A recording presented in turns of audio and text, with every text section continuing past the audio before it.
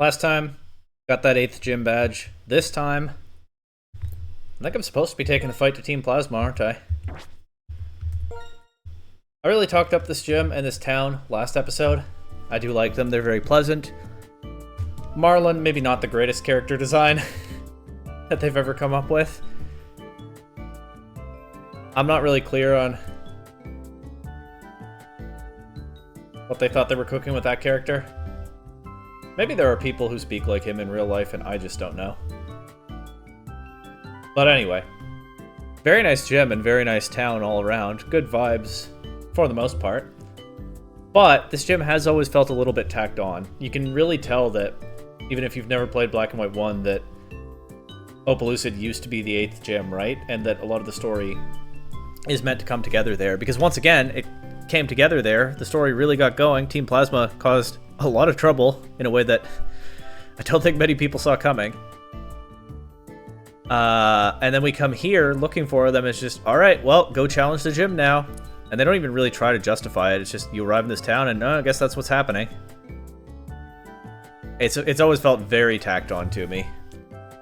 Even less justification than usual. Nonetheless, getting 8 badges is getting 8 badges. That's always good. Go challenge the league, but first, I don't actually remember what we do next. I think it's go part way along the next route and then get called back or something like that. I do always enjoy riding that lily pad all the way out. There's something satisfying about that too. But anyway, maybe Hugh will have something to say to me now. You got all of the badges. You're really something. Usually you'd go to the Pokemon League now, but dealing with Team Plasma comes first. See, I thought that kind of came before this gym, but what can I say? Okay, here's Marlon. Sup, yo? What's this Team Plasma you're talking about do?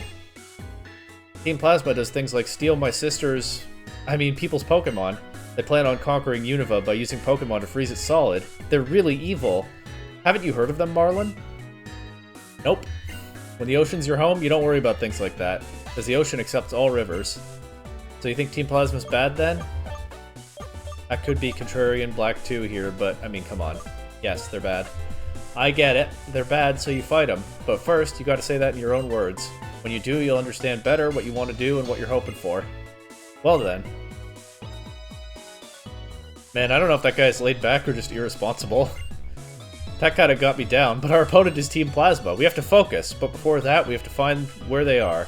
Okay, we'll split up. You check Route 22, got it? Okay, yeah, so I do go part way along the next route. Because we're splitting up to look for Team Plasma. Once again, I don't know... Given that, yeah, I would normally go to the league now, but Team Plasma comes first. It's just not explained, I think, why the game had me challenge the gym first. You would think Team Plasma would come first. I guess if we know they're in this area... Nah, I don't think there's a justification for it. Oh well. Yeah, I will say, Marlon is a very silly character, and I think not a very popular one. I will say... This is the game continuing to give each gym leader a different perspective, right? Gym leaders don't have a ton of characterization in these earlier generations. They don't have a ton of characterization in most generations. The Unova games are some of the best for it, but we saw last time how they had different perspectives, different ways of doing things. We got the contrast between Elisa and Clay in the middle of Black 1. Then we saw them all come together to face Team Plasma in the end. Marlon is another different angle, right? He's a different personality. But having all these different personalities together is part of the beauty of the region. And Marlon, just very laid back, goes with the flow, doesn't get worried about things that I think you and I would say a person should get worried about. He'll show up to help a little bit later, but... I'm not saying what he does is good, I'm just saying it's another different kind of personality mixed into this whole vibrant patchwork. Marlon is definitely not someone who will join an organization and just follow orders without thinking. I'll say that. Anyway, this is Route 22, of course. There's even a sign that says so. And here's an ace trainer. Because, of course, this is the path toward the league. Our battle will surely be worth a page in the book of your journey. Alright. Oh, I did rearrange the party after the gym. I forgot to do that part before I stopped recording, but... Or no. Yeah, before I stopped recording, but I did do it before I closed the game. So Toronto the Samurott is back in the lead now, which is good. We can X-Scissor this Starmie and try to keep Toronto from falling too far behind. once again. Actually, I think I want to look at the rest of the party here. Yeah, everybody else is at level 47 to 50. It's not a huge split, but Toronto definitely needs the experience right now. Let's just break through this confusion.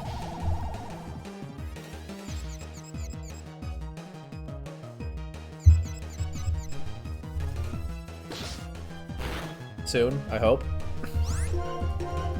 Let's try that again. Good thing is, once again, this Starmie is kind of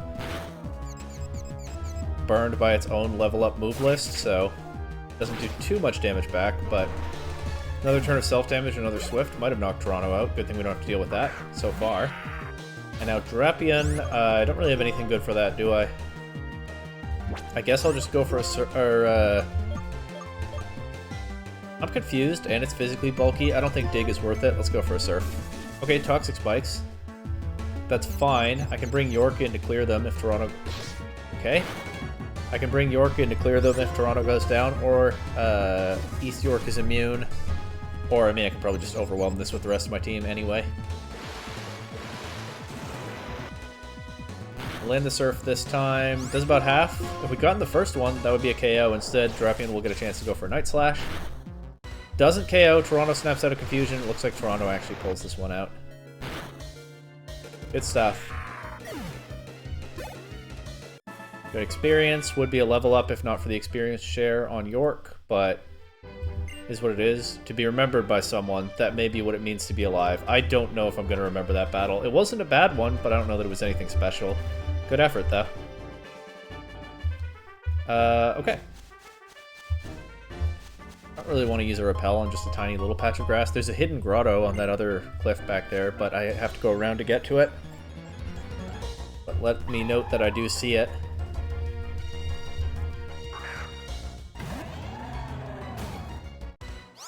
I was watching another YouTuber do a Let's Play recently of a ROM hack, and he was just spamming repels even if there was no grass around. He'd get the prompt to use another one and just do it.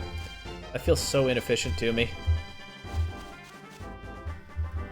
I'm actually a little bit more liberal with my repel use when I'm recording than when I'm not. But in a tiny patch of grass like this, why waste one? I might be lost right now, but I'll battle you anyway. Okay, that's the spirit. I mean, hey, if you can afford the repels, what does it matter, right? In the end, I'm not saying my approach... Well, I do think my approach is better. I just don't think it really matters. But I don't think it is better in a way that's important. But it was kind of jarring to me to watch the way that other guy did it. Let's switch out to a Tobacco here. It does distribute the experience some more, which isn't ideal, but we avoid Toronto getting knocked out by anything from this. We can jump kick it, although I did just give it a free acid armor when I could just use the Surf. Oh well, didn't know what it would do. But I also get amulet coin money, which I can use to buy more max repels. Or something. That jump kick still does a lot. We'll go for another one because this thing's at +4 defense now. I guess Toronto could have just beaten it, but I was a little bit careful there. What can I say?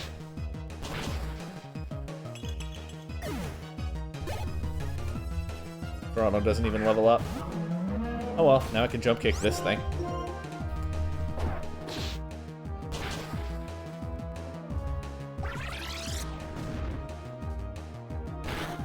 Big Megahorn.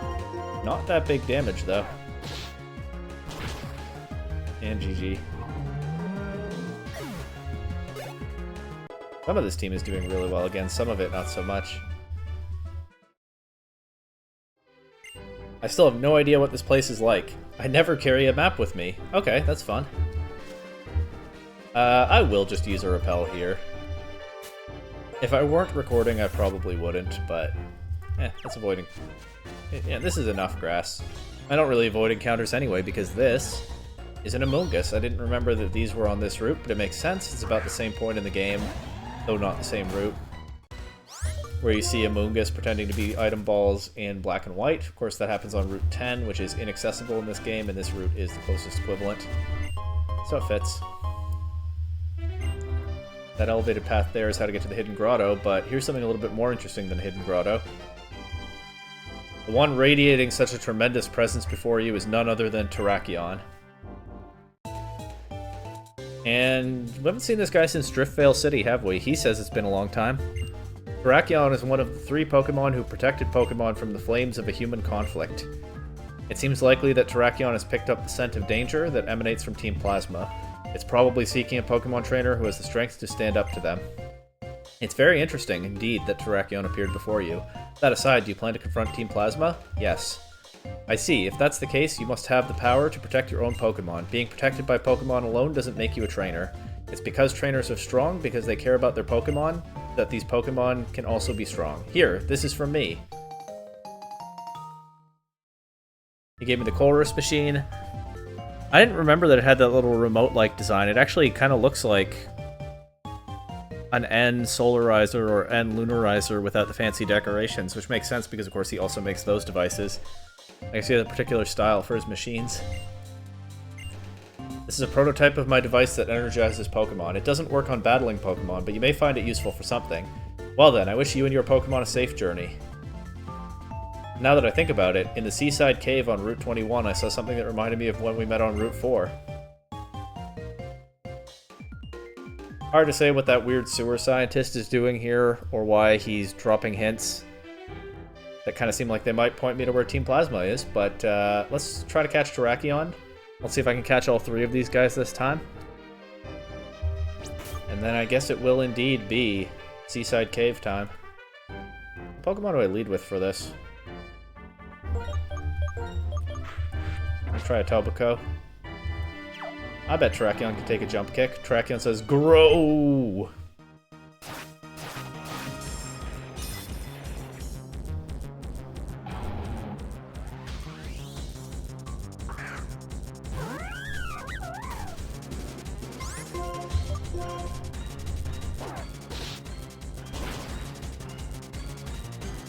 Oh, oh wow, that was a crit. Terrakion just survives that, and it's at a good amount of HP for me to start throwing balls, so that kind of works out perfectly.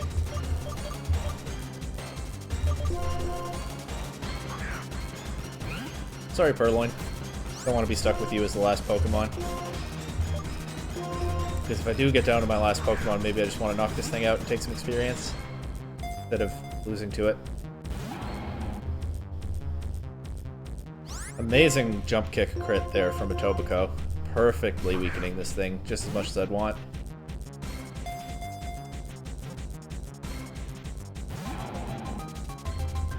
Already putting up more resistance than Cobalion did, though.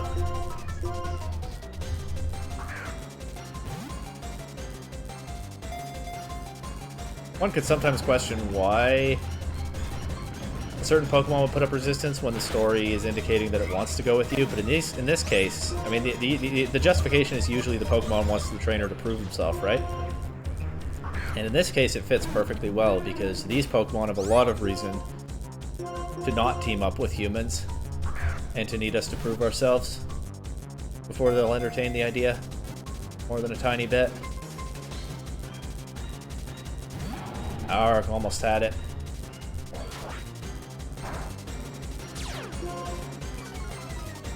York, of course, will take these hits worse over time. But I've got 3 more Pokemon after this one, if I need them.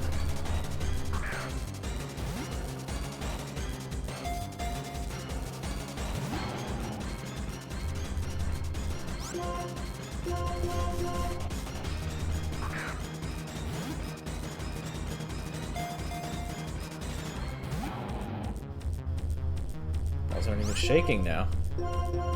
At least Terrakion is spamming Helping Hand. That's useful. That is actually helpful to me. To get that Helping Hand, isn't it?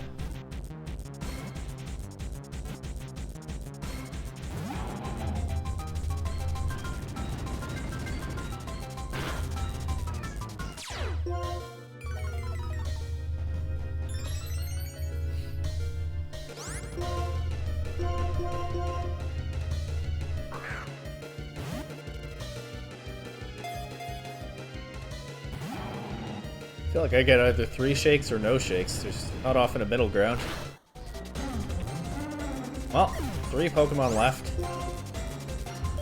Let's go ahead and get this one out of the way.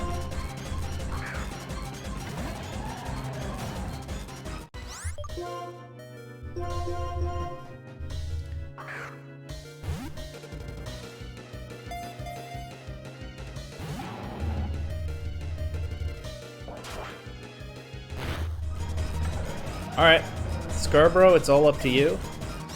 And then if you faint, I probably just have East York quick attack it.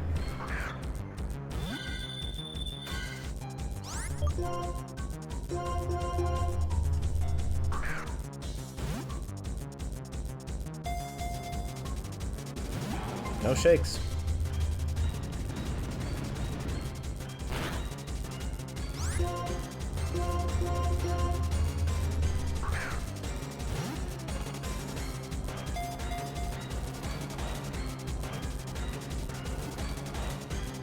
Alright, I proved myself. Nice, caught all 3 of these this time. Didn't manage to do that last game. Spoken of in Legend, this Pokemon uses phenomenal power to destroy a castle in its effort to protect Pokemon. Hey, that could come in handy against Team Plasma, but I don't think I need it. They don't have a castle anymore. For them. Brachion can join the other 2 in the box, and it's time for me to go follow that not-so-subtle tip from that weird sewer scientist. See what I can do with his machine. Seaside Cave. And I have another enemy in Seaside Cave. I hope you haven't forgotten. I know I haven't. There's someone almost as bad as Team Plasma to deal with in there.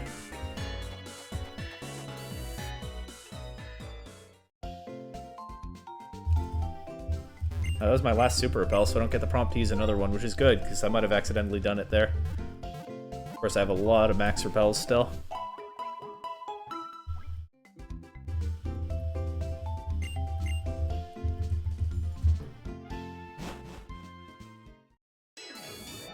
Alright.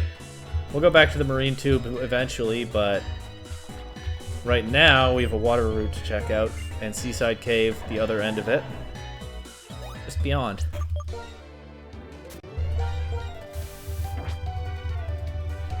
Let's go. Catch this! My Pokemon is huge! Weird flex, but okay. That is a huge Pokemon, though. She's not wrong.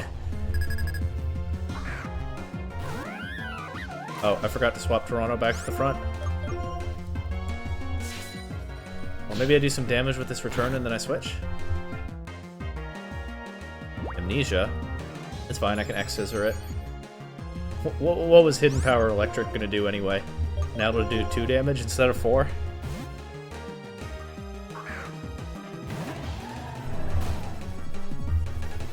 Ooh, Water Spout. Not at full power, to say the least. That was a crit. Wow.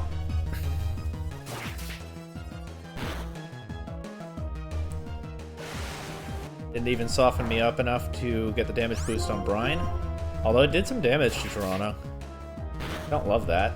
But there goes the Wailord. Toronto will finally reach level 46. Then I'll swap him to the front so we can keep going with that training.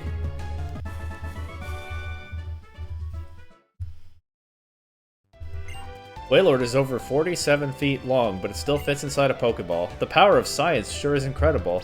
Alright, I was not expecting another Power of Science NPC all the way out here, but of course as an experienced trainer, she has a concrete example of what she's talking about. Okay. This is kind of a windy route. I think I've already gone through a fork in the road and chosen a direction, but I'll try to cover everything, obviously. What? You're a trainer? Awesome! Come on, my Remoraid. Alright, let's deal with her Remoraid.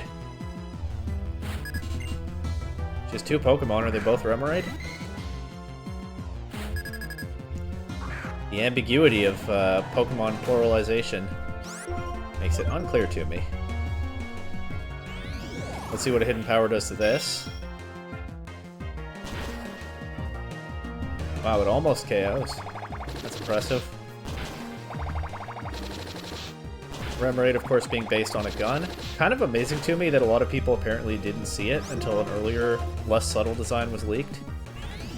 But I think the big thing for me is that I played Pokemon Colosseum, and in that game, when Remoraid uses some of its attacks, the bottom fin moves like a trigger being pulled.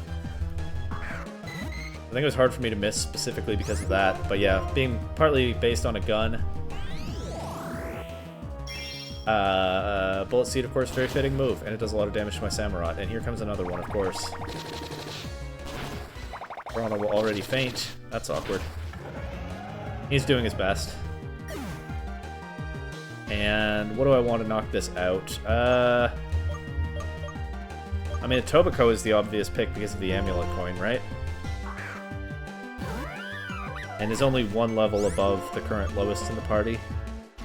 So in terms of experience distribution, this is also not bad.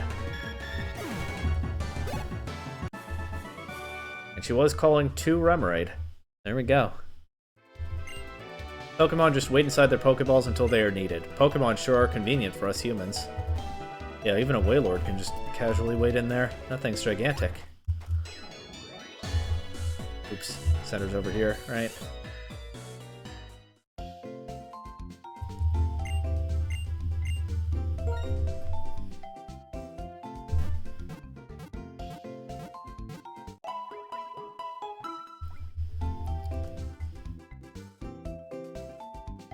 Quick check that everything's working, because I don't know, I got a little nervous. Everything's working. I would hope so, this far in.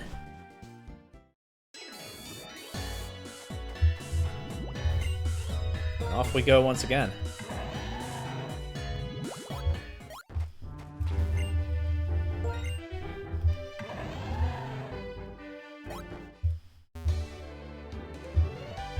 So I went this way. It does look like there's another path to the left.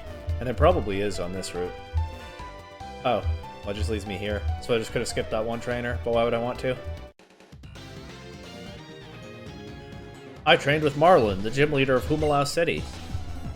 Oh, interesting. I just beat Marlin, the gym leader of Humalau City.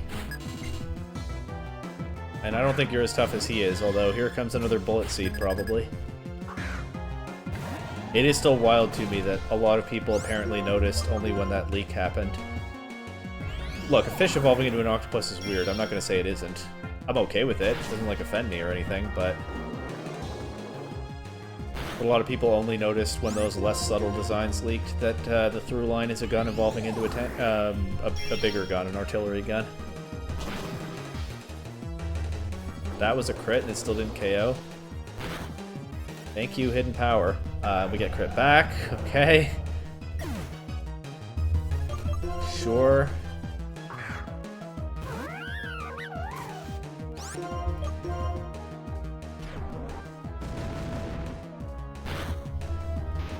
Well, I guess I get a slightly faster path back to Humalau now. Should have taken this guy more seriously. He trained with Marlin. They say that Marlin, the gym leader of Humalau City, can sail in the ocean for 7 days and 7 nights. What's that about? Is that a reference to something?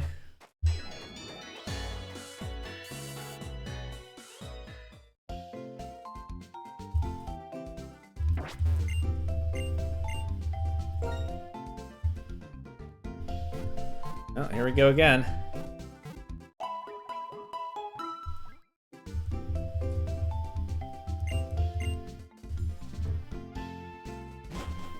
Oh, I guess I'm out here talking about leaked designs when I generally take an anti-leak stance on this channel. It is consistent, maybe I just need to explain that. I don't want to see leaks of things that haven't been released yet, or talk about them on the channel. Leaks of old beta designs are... you know, that still shouldn't happen. Cyber attacks are bad, but they're interesting and they don't affect my perception of things coming up in the future, so I'm not as bothered by looking at them when they exist. Hi-ya! Hi-ya! I'm practicing my punching technique in front of the sea. Give it a try. Alright, so I can just spam surf into this guy's Pokemon probably, right? Oh, absolutely. I didn't expect a Crustle. That's not what you'd expect from a black belt, but that is a good surf target. Might have Sturdy. Black belt with a rock type. I guess it kind of takes me back to when Brock entered his Geodude in a fighting type tournament all those years ago, and nobody seemed to question it. It was not remarked on. And here's what Hidden Power is actually good for, saving Surf PP.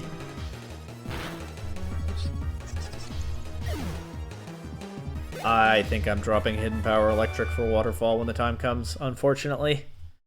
I was so excited to have that, and it's been so bad. I'm training to not be fooled by the swimming ladies. I'm not just looking at them. Okay. Sure. I guess 60 base power. And wait. I keep saying 60 base power. Is this the generation where hidden... Had they made that change in this generation, or is hidden power still variable in this one?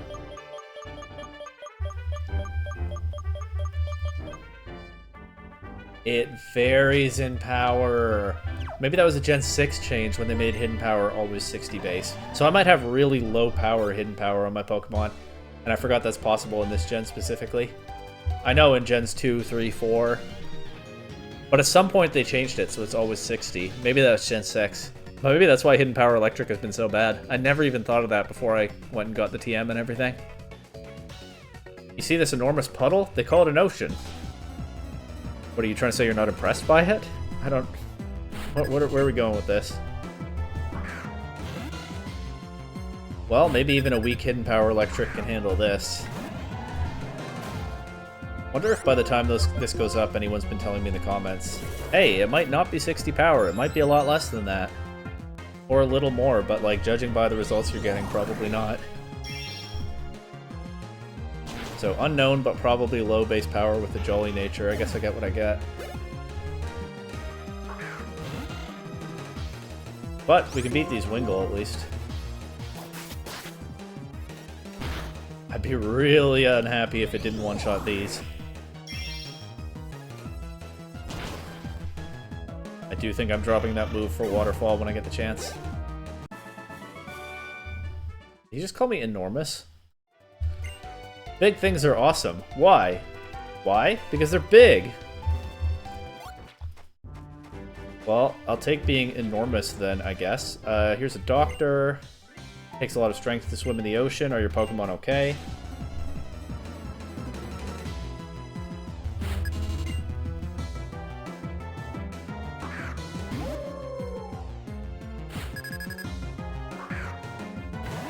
There's an Alomomola. I mean, I guess I'll hidden power that and see what it does. Is that or X-Scissor?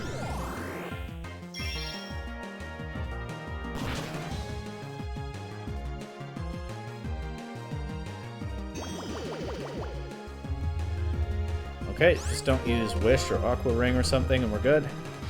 And of course I gotta heal right after this battle, so it doesn't matter if the Alomomola does some damage.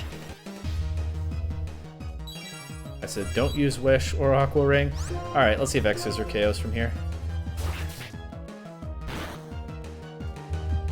Nice.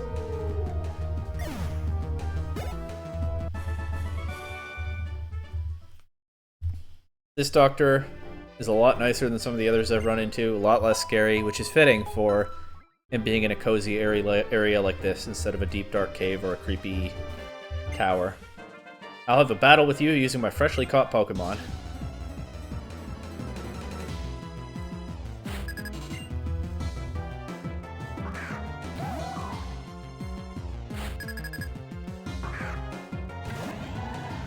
Okay, we got a Frillish. This resists X-Scissor.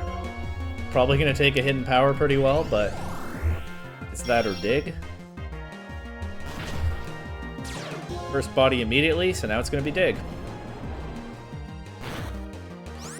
I don't get the boost from Ominous Wind. That's good. That would have been really annoying to deal with.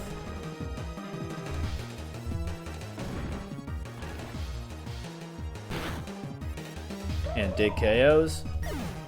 Really no use ever going for hidden power in the first place, huh? I just don't learn. Let's see how much what a dig does to this from full.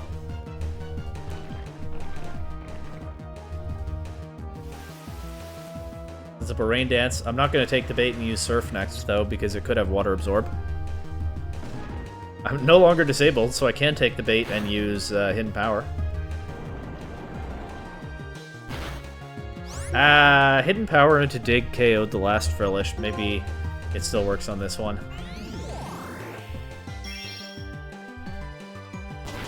Nice.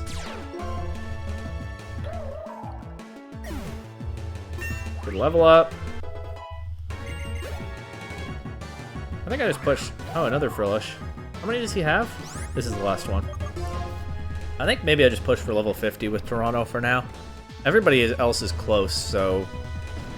Shouldn't be a big deal to the others. I mean, the level curve might be about to jump up again. Kind of feels like a good time for it, but shouldn't be a big deal to the others if I get this guy to level 50 and then work on getting everybody else caught up. Except, of course, York, who's on a special training routine that I might want to reconsider in a little bit. We'll see. I think this guy just said that he caught those Pokemon a moment ago and had no idea how well they would battle. I may have just caught them, but I'll raise them to be strong. Our time together has just begun. Yep, he did say what I think he said. Okay, so I think that's it for this route. Might as well take the free heal while it's right here on my path anyway. Unless there's something over on this side, but no. That's I think the cave exit I'm trying to get to, but I have to go into the cave first. So here we are, Seaside Cave. Nice little area. I think there's some interesting wild Pokemon. I think this is where you get Seal in this game. Maybe Seal is not very interesting to some people. I've always really liked Dugong, just as a Pokemon design. I think you can get Tynamo in this cave, which is interesting. More of an ocean area than the other place where you get them. Anyway, greetings. So, shall we do this? I think we shall. When trainers' eyes meet, they have to battle. There's no need to be awkward about it. Ooh, Heracross. That's a cool Pokemon. I think you can get that in or near Lostlorn Forest, but of course not of interest to me in this playthrough.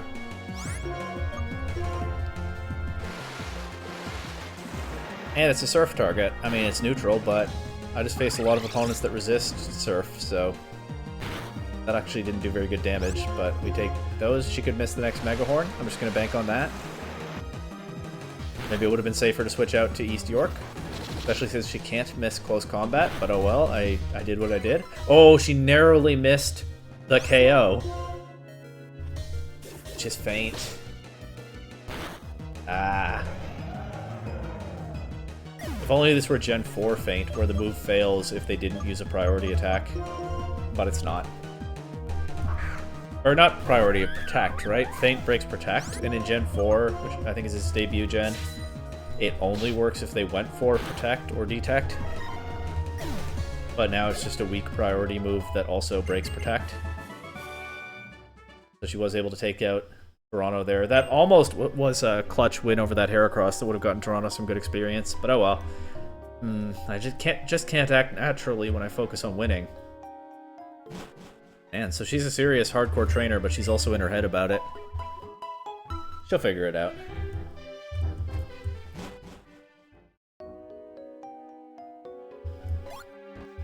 Might as well go down here. I hold no grudge whether I win or lose. The point of battle is to train my Pokemon, after all. That's the spirit.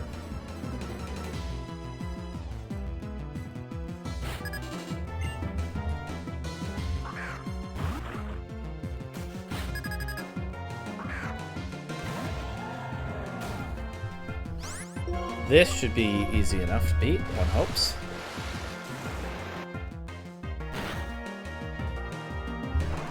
Poor Vibrava. Amazing Pokemon design, but also the weakest in its evolution line despite being the middle one. Oh well, it gets by on looking awesome and evolving into something somewhat stronger that still looks awesome. So it's not like Vibrava's doing too badly out here. Anyway, more ground-type trainers, please. That would be very helpful right now. Give me a berry! Give me a berry! Give me a person berry! She's doing a cheer about the berry she's about to give me. My Pokemon really go into a funk when we don't win, though. Aw. Gotta get in touch with their feelings. Coach them up. That's what you're here to do, right?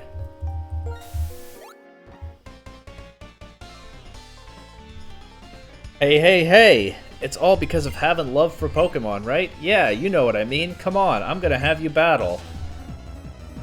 Sure. I suppose I do know what you mean. Yes, more ground types. Let's go. I do love to see that right now.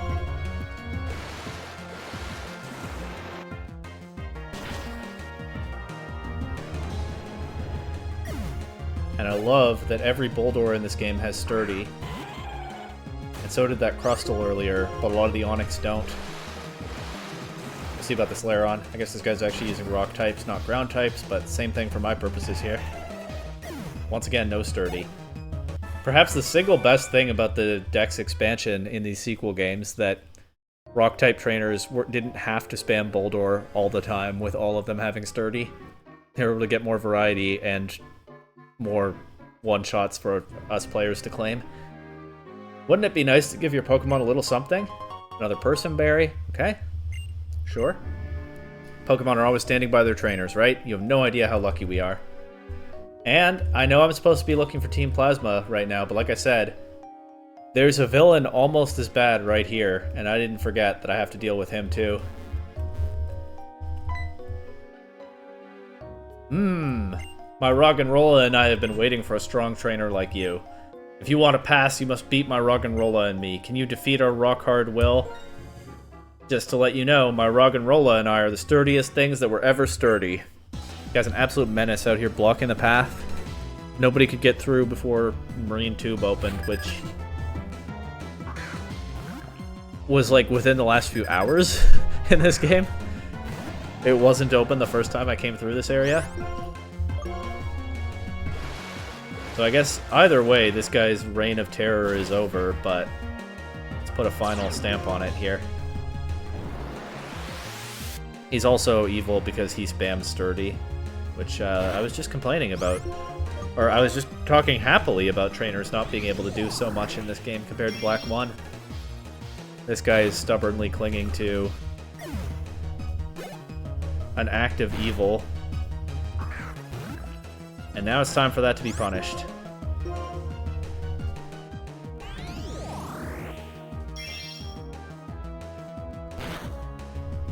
Oh.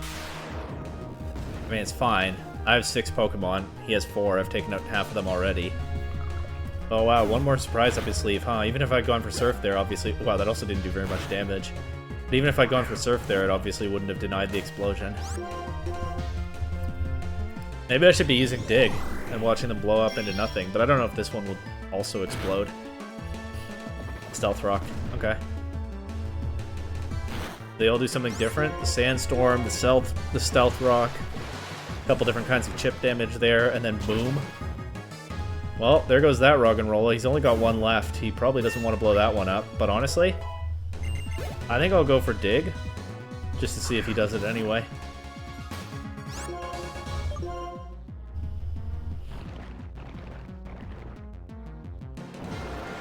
Setting the Sandstorm back up. Guess I should have figured.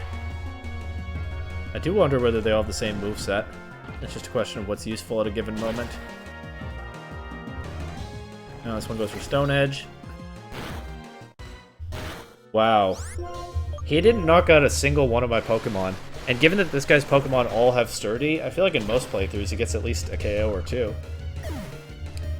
But Toronto the Samurott, for all that I've grumbled about him falling behind, way too powerful for this guy to handle. And finally, the second worst villain in this game is defeated, and the people of Undella Town can travel freely to Humalau City once more. Never mind that the Marine Tube solved the problem already. Some people probably want to go through the cave, and now they can. Your strength is the real thing. My Roggenrola and I must become even sturdier, so we're off to continue our training. Farewell. Yeah, okay, why don't you go block another tunnel? Brings us to Undella Bay, but that's not where we need to be right now.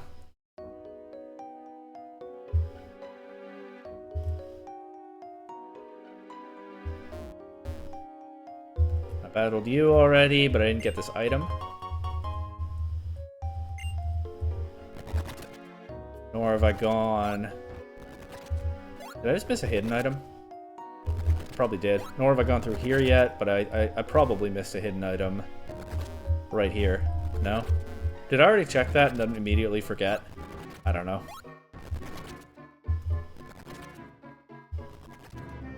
I actually should go to that doctor while I have the chance, but I'm already down here, so let's battle this guy. Anyway. The path of karate is the path of humanity, and the path of Pokemon.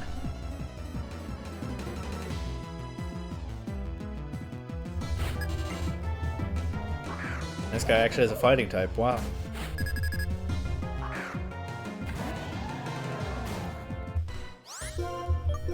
I'm just gonna surf and hope for the best. Maybe it goes for a status move. Nope. Also could have missed that high jump kick. Well, let's match it kick for kick here. Oh, Moxie.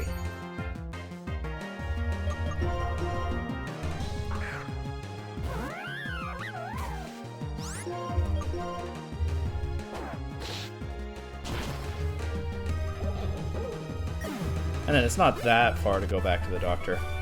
It's a little bit inconvenient, but no big deal. Winners win because they deserve to win. Toronto deserves a good rest anyway after taking down, you know, that one guy who's almost as bad as Getsus, the second worst villain in this game.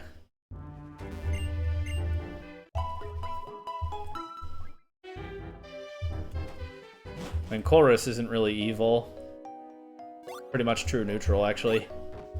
And Zanzalan is just kind of sad. So, neither of those guys is going to be the second worst villain. It's definitely a Rog and Rolla guy.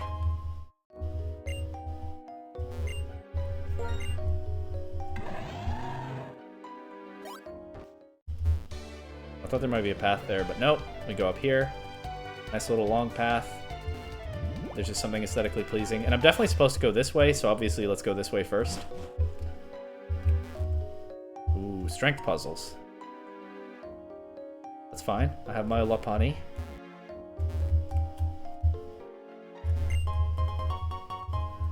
I get another max repel, so the burden on my wallet from coming down here is eased a little bit. Not that my wallet was in any significant trouble.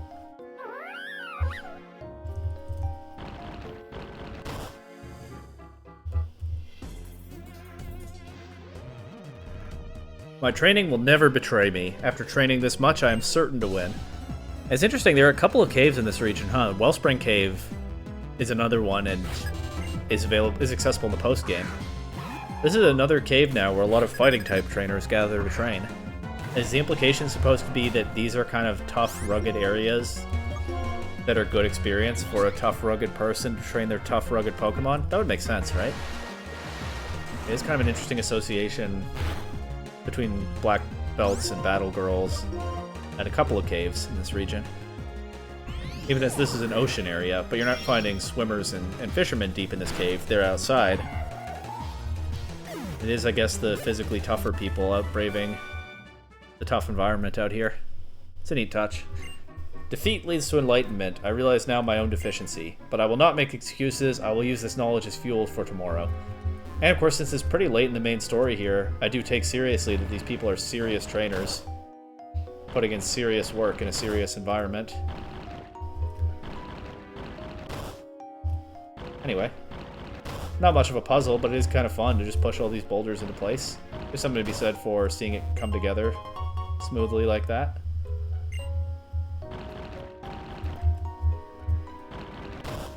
Just a little bit of enjoyment there. And then some stairs back up, okay. I, Black Belt Rich, will never turn my back and run. This guy announced his name. I don't see that too often. Black Belt Rich is standing on his pride here, huh? Well, good for him.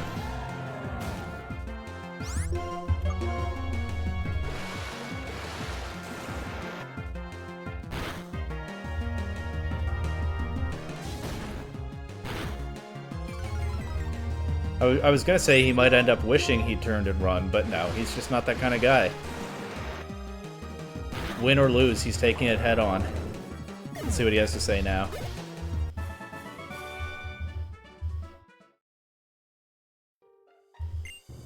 I will re-examine my own weaknesses. At times I may hate myself for doing so, but I cannot run from myself. There's a wisdom in that. I don't like the hating yourself part, but, you know, some people are more hardcore competitors than me, and they have big feelings about losing that I don't necessarily relate to, and some would say they benefit from it in a competitive setting. But this guy's analyzing his weaknesses and always driven to improve. That's how you get better, right? That's, I mean, Wolf Glick does not talk about hating himself, and I hope he doesn't, ever, but he talks a lot about analyzing defeat and benefiting from it. That much, at least, is very much the right mindset. Maybe this guy will come challenge me sometime when I'm the champion. Black Belt Rich. Folks, remember that name. And all that gets me is the TM for Toxic, which could actually be useful, except the Pokemon that I want to know Toxic already does. We'll just loop back around here. I could go to that doctor, but I don't think I need to right now. That's the wrong way. Nope, it's the right way. Nice. I don't know why. This cave is not that complicated, but somehow in past playthroughs I've never really remembered how to navigate it. But it is actually pretty simple. Back up through here one more time, and now I see something that reminds me of when I encountered Colress on Route 4. Back then there were a whole bunch of dormant Crustle, and he used his Colress machine to wake them up. This time, let's use the Colress machine on the big boulder. Surely that's all it is, a big boulder. Don't know what the Colress machine would do to help, but boom, it's a Crustle. It says Crust Chol, and we get into battle. And I believe that's the only thing I do with the Colress machine in the entire game, unless I'm forgetting something. I'll try to catch this if it has Sturdy. Let's see. But there we go. Just that one obstacle prevented me from coming here before beating Marlin. Nope, doesn't have Sturdy. Not that Marlin had anything to do with me being able to access this place. And yeah, the Colress machine broke. I guess he did say it was just a prototype. There's absolutely nothing else to do with that. You get this interesting, mysterious key item drawing on Colress's research, and it moves this one rock. Well, whatever works, I guess. Wonder what we'll find out here. Oh, what do you know?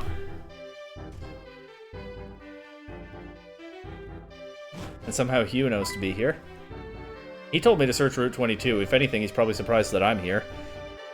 You found them. I knew you could do it. But how do we get in? Hold up. A heavy gangplank fell with a solid thud. And it's Marlin. This should do it. I thought you weren't going to fight Team Plasma? Hey friends, Team Plasma's not bothering me. They could be up to no good for reals, and it's not my style to decide to go around deciding Team Plasma's bad without thinking about it. Just because everyone says so. But you're having trouble, so I've got to help out. That's what I want to do. Thanks. Listen, Kay, believe in something. Searching for stolen Pokemon is fine. Keeping Unova from being iced over is fine too. It's all good. But think about why you're doing that. The strength of your beliefs is what gives you and your Pokemon power. I made some noise, so some people came out. Hey, be careful, Kay? And yeah, he's not going to help us fight them. I mean, there is something to what he's saying now, there, right? Like, I'm on the internet a lot. Believe me, I know about people knee-jerk assuming the worst about others and situations without thinking things through. There is way too much of that on the internet these days. But it feels like a cop-out coming from Marlin, because is he really going to think it through and show up to help more than he already has? No, I don't think he is. He's going to go back to being laid back, carefree, largely ignoring the problems, which is, I think, not the right way to do things. It's an interesting character note. It's a personality we don't otherwise see in this region, and it's nice that all these gym leaders have different personalities and different approaches to things. But I do think Marlin is kind of doing a lazy cop-out there, even as the underlying message of what he says is right, to an extent. I mean, like many ideas, many ways of doing things, right? It fits well in some circumstances, it doesn't fit so well in others. And Marlin has made clear that he knows what we're trying to prevent Team Plasma from doing. He understands what's going on well enough. But he's not the guy who's going to help any more than he already has. He has helped some, right? Let's give him credit for that, too. But he is kind of doing a cop-out as well. But the words that he's saying actually do make perfect sense and are wise and valuable in some situations. This is pretty rare that one approach is wise and valuable in every situation. What was that? The guy sure doesn't follow through. Well, I guess he was being kind in his own way. Alright, I'm going in. Meanwhile, Hugh, man of action. I was going to say Hugh's not stopping to think, but one, that would kind of feel like I'm bashing Hugh unjustly, and two, he kind of does as well, right? Like, he's wanted to take action and charge in, but it's not like he's trying to fight, going back to Driftvale and trying to fight Rude. Even though he's very, I don't know if I've ever surfed over here before. Even if he's very suspicious of Rude, he is willing to pause and think things through when presented with evidence that something is more complicated than he thought. So in a way, Hugh has a better balanced approach to this than Marlin does. Even as he's always... Okay, there's nothing over here. Even as he's always talking about his rage charging in. Some situations call for that. I would say Team Plasma trying to take over the region is one of them. But again, Marlon did help us. He gave us a way onto the ship. And here we go. Take care of that guy. He's no problem for you, right? You! You must be friends of Smiley Swimsuit, that guy who lowered the gangplank. Arrgh! You even got the roadblock crustal out of the way. Here I come, Plasma! That's right. Somehow I moved the roadblock crustal. I wonder how I did that. Smiley Swimsuit didn't help me with that part. Interesting, isn't it? And it's a Team Plasma situation, so we have to start with the Watchog, of course.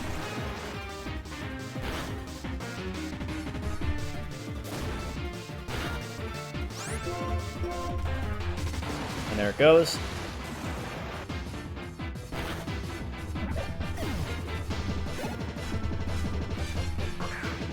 Oh, Garboder.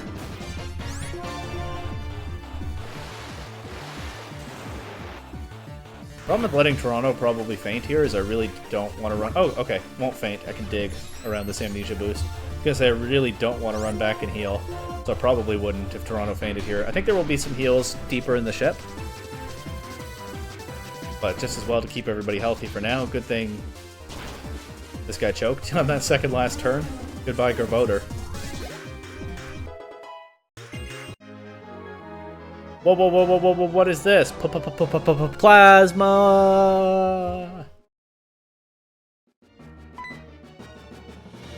Oh no, the hatch is still open.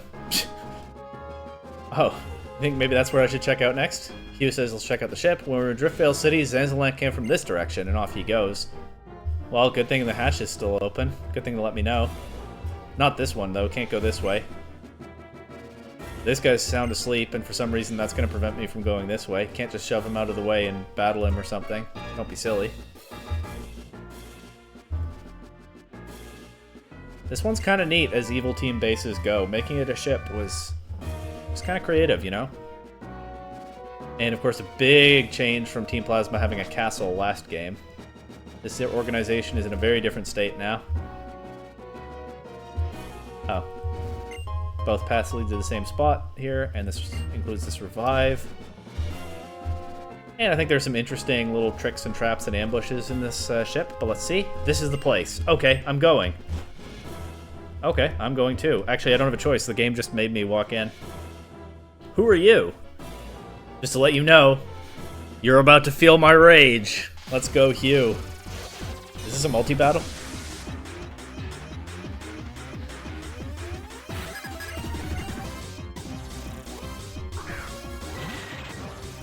I remember thinking Hugh was kind of a silly character on my first playthrough.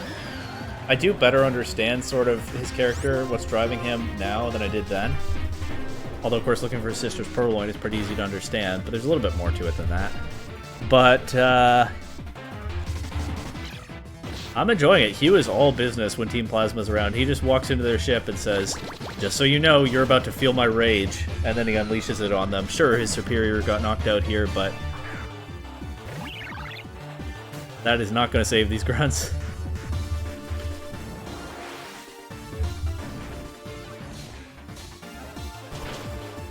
I don't want to use Surf, is the only problem, because it'll also hit Hugh's Pokemon. So, like, if Toronto had survived this turn, never mind, not an issue, but if that had happened, I probably would have been going for Hidden Power just because these both resist the X-Scissor. Well, let's get that Amulet Coin money now.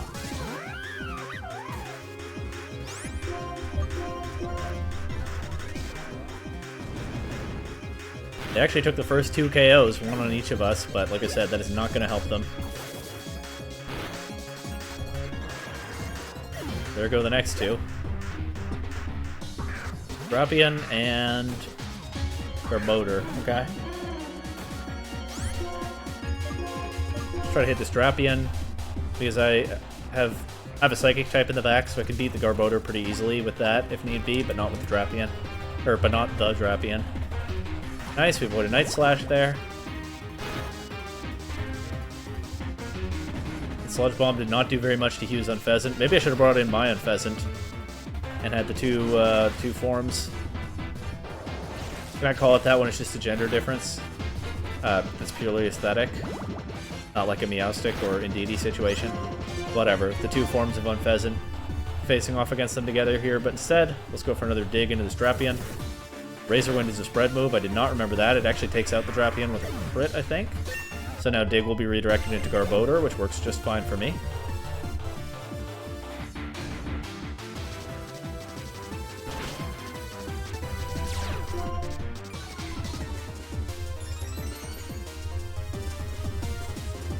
He loves this multi-turn attack, huh? He had a chance to end it right there. It's fine, though. These grunts just felt his rage all the same, and I am happy to have helped. Arrgh! She just said you are 100% intruders. Yes, I know. Ugh, we have to tell the others. Oh no, we have to protect the switches. They're out of here. But now there's a barrier ahead. They didn't have Purloin with them. Barriers, huh? That's right, plural barriers, I should say. That the Team Plasma member was saying, oh, I got it. We should press the switches to deactivate the barriers. Black 2, let's split up and look for them. Well, they're right here. But of course there are warp panels to get to them. And that is an electrified barrier, so I better be careful. Those are 4 electrified barriers. So I better be careful. Oh, it's chaos down here. Again? Wait. No need to be suspicious. The uniform is just a disguise. I'm ex-Team Plasma. What I am now is a spy, to guard against anything bad they might cook up. It must be a hard job, keeping an eye on your former allies. Say, you don't know anything about a Purloin stolen in Aspertia, do you? Sorry, but I don't know anything about that. That's what I figured. I wouldn't expect someone from a group bent on world domination to be all that quick on the uptake. Oh, but I honestly wanted to save Pokemon. I mean, that was harsh, but yes. This person used to be part of a terrible criminal gang. I think they can expect some harshness here and there, and they do, and they understand. It's still a lot to deal with, right? But honestly, Hugh took that better than I might have thought. I think early game Hugh would not have been buying, oh, actually, I'm not in Team Plasma anymore, I've just infiltrated. And fair enough, it's a hard thing to trust. But for all his rage and his single-minded pursuit of that Purloin, right? Hugh is not dealing in black and white as much as his character might initially suggest. He is open to accepting the ex-Team Plasma redemption arc. I thought Hugh was a little bit silly in one note on my first playthrough, but he's a more interesting character than he seems at first, isn't he? In this ship, the Plasma Frigate, you move around by using warp panels. Look sharp. You got it. I think I can get a heal in one of these side rooms, but I don't know which one. So for now, Toronto is fainted. Let's give the lucky egg to Scarborough.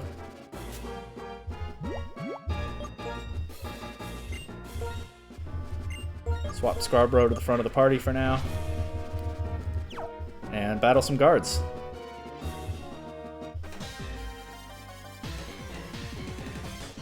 I'm the Fighting Sweeper. I'll clean up garbage like you.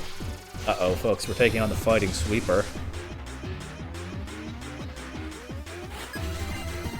Considering what Sweeper tends to mean in competitive Pokemon, that could be kind of scary, but of course, what he means here is he's a janitor.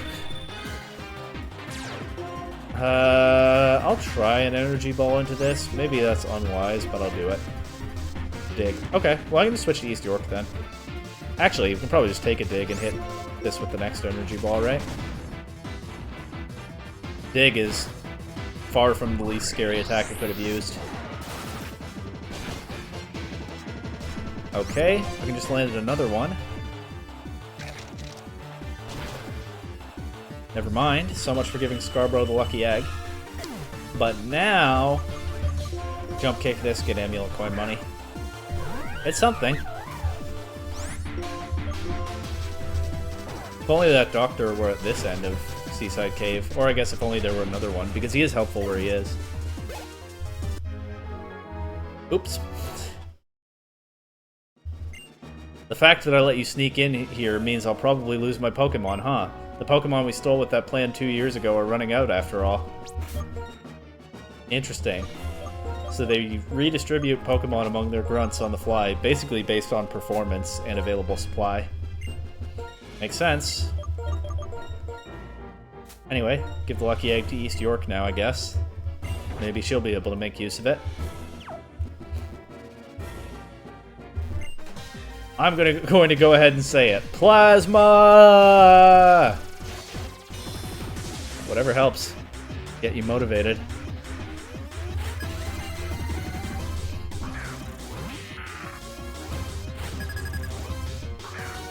I do like that a lot of them have Drapion. It's a fitting Pokemon for a group like this, and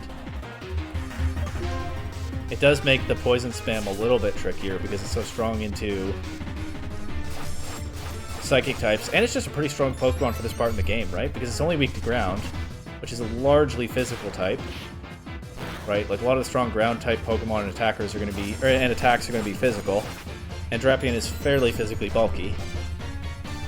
So it's a decent little challenge mon for a grunt level trainer to throw at you. Nonetheless, this one is going to drop to 2 flies without doing any damage.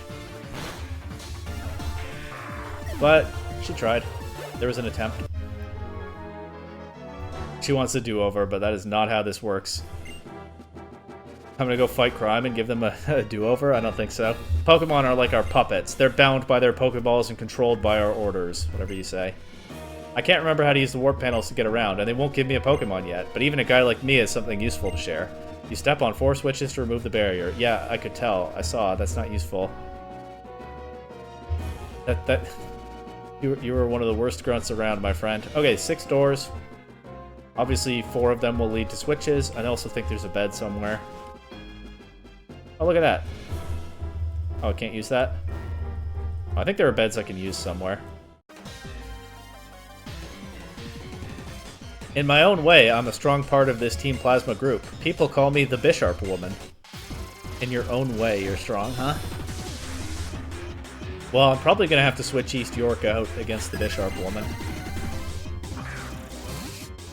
I guess I'll sack Purloin for the free switch into... You know what? Against a Ponyard, I don't have to. Let's just switch to a Topico right now.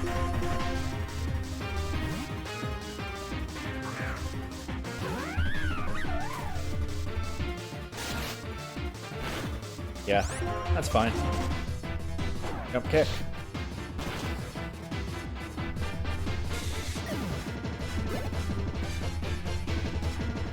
Another Ponyard. Another jump kick.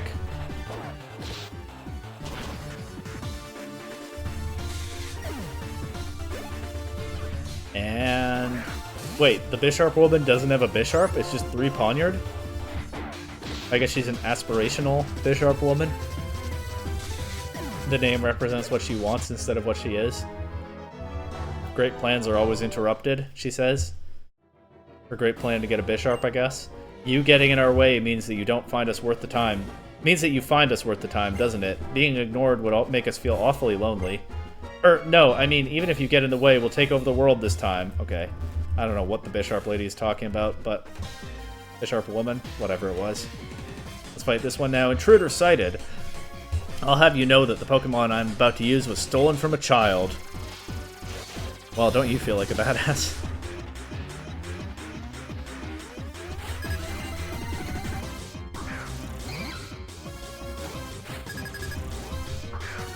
I guess she's just trying to flex how evil she is? Or ruthless, how ruthless she is. Whether or not she thinks she's evil, although the people still in Team Plasma at this point more or less do. At least some of them. She wants to flex that she's holding nothing back. Even against the child. I'm not interested in Gunk Shot. Rather have the more consistent attack and Sludge Bomb.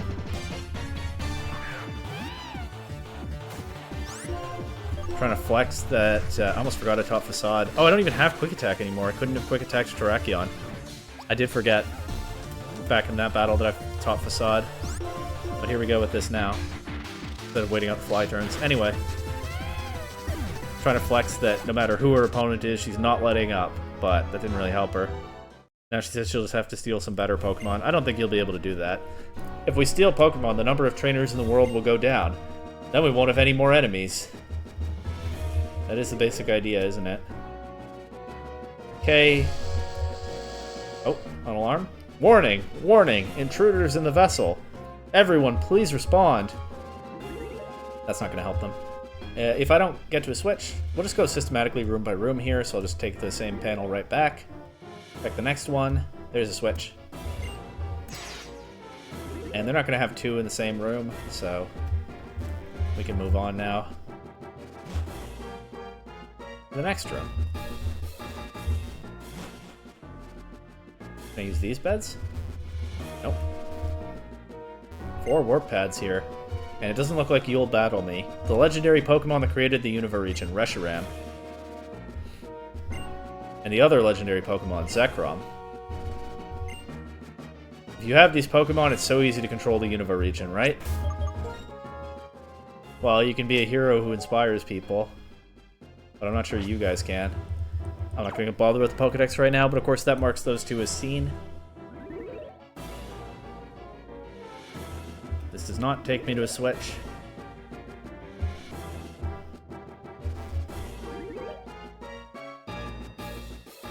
Nor does this one. Funny how she just looked away as soon as I arrived. Maybe she doesn't want to fight. Maybe she's scared of me. No switch. Is it the last one I check, or is it just not this room? It's not this room, huh? 4 panels and none of them lead to where I want to go. What a confusing setup. Why is this useful to these guys? Is it just a defense against intruders? You can warp around between these rooms that are all close together anyway? Some of these evil bases don't make much sense in this series. Our king is gone, but we are still here. Like, do you really want your headquarters to be designed to be a maze for intruders? Obviously, gameplay-wise, I know why it works like that, but in-universe, what were they thinking? Anyway, here's a Garbodor. Facade that. Could probably teach Return to East York by now. Surely her friendship is high. Maybe I'll think about that around League time. Facade is nice, though, because it's going to do boosted damage, actually, now that East York is poisoned, isn't it? This guy says he's seasick. Well, implies he's seasick. We changed our uniform, so if the king came back, he would know without a doubt that he didn't belong here. That traitorous little punk. Whatever, dude. Target acquired. Termination will now begin. Okay. But which one of us is getting terminated? These guys are trying so hard with the N is a traitor stuff. I guess I can see how they would see it that way, but it's, once again, very black and white thinking. Not a good way to look at it. Just go for Facade, because I don't want to take poison damage on a fly turn if Facade is boosted anyway. Yeah, maybe keeping this over Return is just fine. Definitely not interested in Swagger.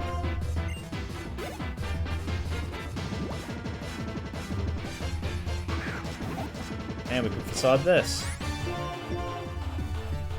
Still some of the classic Team Plasma Pokemon, the Watchog, the Whirlipede. I guess, it didn't really cross my mind, but I guess if they're using Pokemon that they stole from weak trainers 2 years ago, that would explain why there are a lot of Watchog, Liepard, Trubbish, right? Like a lot of the weak trainers, they're probably stealing from like youngsters and lasses who have teams of Patrat, Purloin, and maybe Pidove. So, as much as I've grumbled about it being kind of samey sometimes, it actually makes perfect sense design-wise that Team Plasma would use a lot of those kinds of Pokemon. Maybe just having trained them up enough to evolve them. We in Team Plasma are trying to keep all of the world's Pokemon for ourselves. If we succeed in doing that, then world domination wouldn't be a stretch. It does give them a theme to their Pokemon choices, right? Like, some evil teams are very particular about what Pokemon they use. Team Plasma, I grumbled about it being kind of samey. I do feel a little differently now that I'm thinking through the design idea behind it. It makes sense. Their Pokemon would be Pokemon that a lot of weaker trainers are going to have. Gameplay-wise, maybe it doesn't work out to something all that interesting, so maybe it's not that worth it, but it's a neat design concept. Anyway. halfway through the barriers. What's on the other side here? You not a trainer? Nobody has used the beds in this room. If you think I'm lying, take a look, then take a rest. Really? Is this what it is? I'm having standards while I infiltrate the evil base? I can't rest in a bed that someone else has slept in? That's why I couldn't use any of the other ones? Well, there's a heal, finally. This guy just freely told me that it would be totally fine to use these beds. So let's get Toronto back to the front. And still with the lucky egg. Toronto is actually one level higher than Scarborough right now, but like I said, we'll just push for 50. That's a nice round number. And clearly I've explored that room already. I think this one will also take me to a room I've already been to, won't it? Yeah. Oh, maybe not. Maybe I haven't done that room yet, because the door's on the left, which means here it's on the right, so it'll be one of these two rooms. But that didn't take me to a switch. How about we see how well I can use this Pokemon I got? Alright. So you're a weak grunt, pretty new to having a Pokemon, is what I'm taking away from that. They only gave you one recently.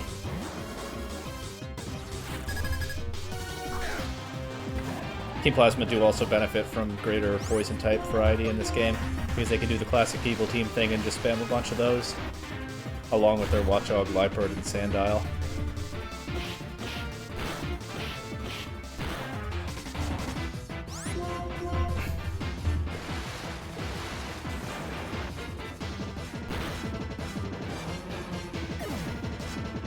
But okay, level 49. One more before I think about moving the lucky egg. They said that if I joined Team Plasma, I could get powerful Pokemon and do whatever I liked. But this Pokemon I got, it's useless! Hey, don't be mean. You're a Pokemon? Well, you're you're Black 2 Team Plasma, I guess it's par for the course. Aren't you pretty confident waltzing right into the enemy stronghold? By the way, I've been saying Lucky Egg. That kind of feels like the obvious way to say the name of that item. I could put the emphasis on Lucky and say Lucky Egg. Because, of course, the idea is it's a Chansey egg, and that Pokemon is called Lucky in Japanese, right? At least I think that's the idea. But in English, it just seems like it's an item called a Lucky Egg. If I weren't doing this series, I probably would never overthink the way I say that name, and I see no good reason to change it, but the thought did just cross my mind. Anyway, Rock-a-Rock, Raticate. Not too hard to deal with.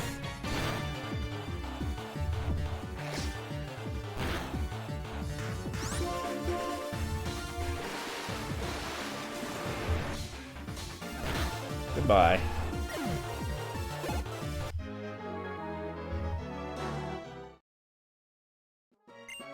Those idealistic fools who thought they were saving Pokemon are all gone. All of us left here are real thugs wanting to take over the world. Well, that makes things clear, doesn't it? Not that it was unclear already, but he just came right out and said it.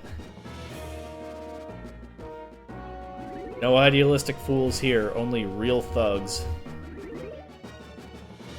So I guess it's appropriate that we show them some rage accordingly. One barrier left, and we know what room to go to, because there's only one left. One room, one barrier. Any grunts in here? One grunt in here. Even if we don't have our hero anymore, we still won't lose. Well, what does a team of real thugs need a hero for, right?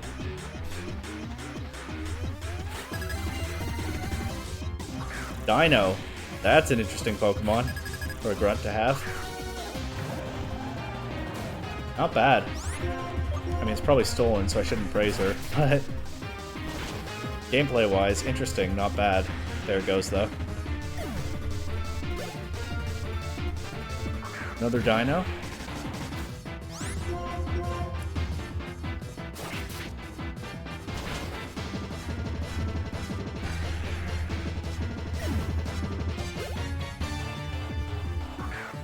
And a Sneasel. Pretty cool team, but entirely weak to Bug. And also fighting, of course. No fairy because it's not a type yet. But yeah, just an X scissor sweep. I think she said Plasma. Let's see what else she has to say. Maybe if Team Plasma can take over the Unova region, our king will come back. Oh, what do you know? Some of them miss him. What do you know? Some of these real thugs actually miss their hero. Well, you guys chose to make your team unrecognizable to him, so don't think that would go the way you want. But I also don't think you really know what you want. All the barriers are gone. Might as well take the heal up here before go back up. Imagine just taking a nap in the middle of all this. They sounded that alarm a long time ago, and I guess everybody who could respond to it was already here. So, nothing to worry about while I take a little nap. And now... Oh, for crying out loud. Look who it is. You're an impressive trainer to have made it this far. Since you went to such trouble to come here, I'll show you something. This is... the legendary Pokemon of Ice. Its name is Kyurem. Kyurem. Looking a little bit different from when Black encountered it 2 years ago. Kind of tired now and in some kind of glass tank. Glass and metal. The ice missiles we fired into Opelucid City were created with Kyurem's power and Team Plasma's technology. Well, you could become a threat to Team Plasma, so we will eliminate you here. Not with me around, you won't. Heck yeah, let's go, Hugh. Thanks for removing the barrier. That was a big help. I'll give Hugh this as well. He has a knack for showing up at just the right time, doesn't he? We'll simply eliminate both of you. Don't know about that one. Let's go, Hugh.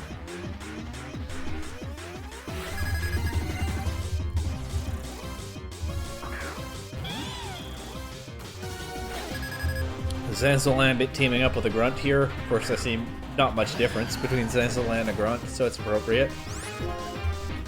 3 Pokemon each, though. Wow. This must be an elite Grunt. And also the guy with the Liepard is here too.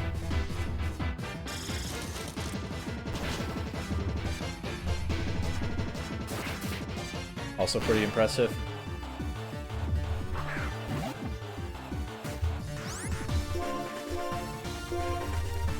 Just target this guy. Okay, Hugh takes out the Cryogonal, that's fine. I haven't actually gotten to choose my targets so far because Hugh is just taking KOs every turn. You'll have to see it. Toronto does reach level 50, catching up to Hugh's start in the process. I see no reason to teach Retaliate.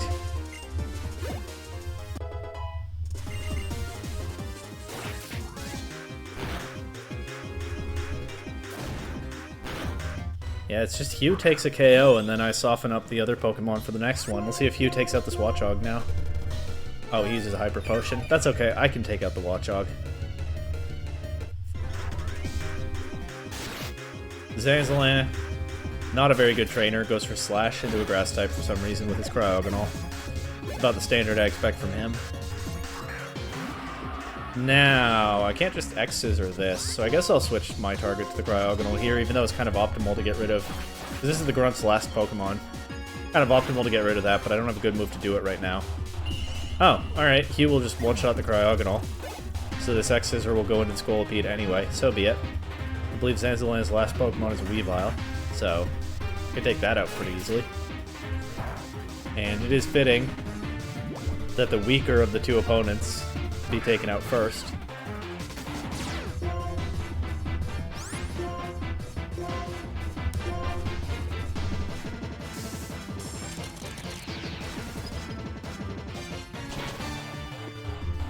Guy's got a full half team of ice types, and he can't even beat Hugh's superior.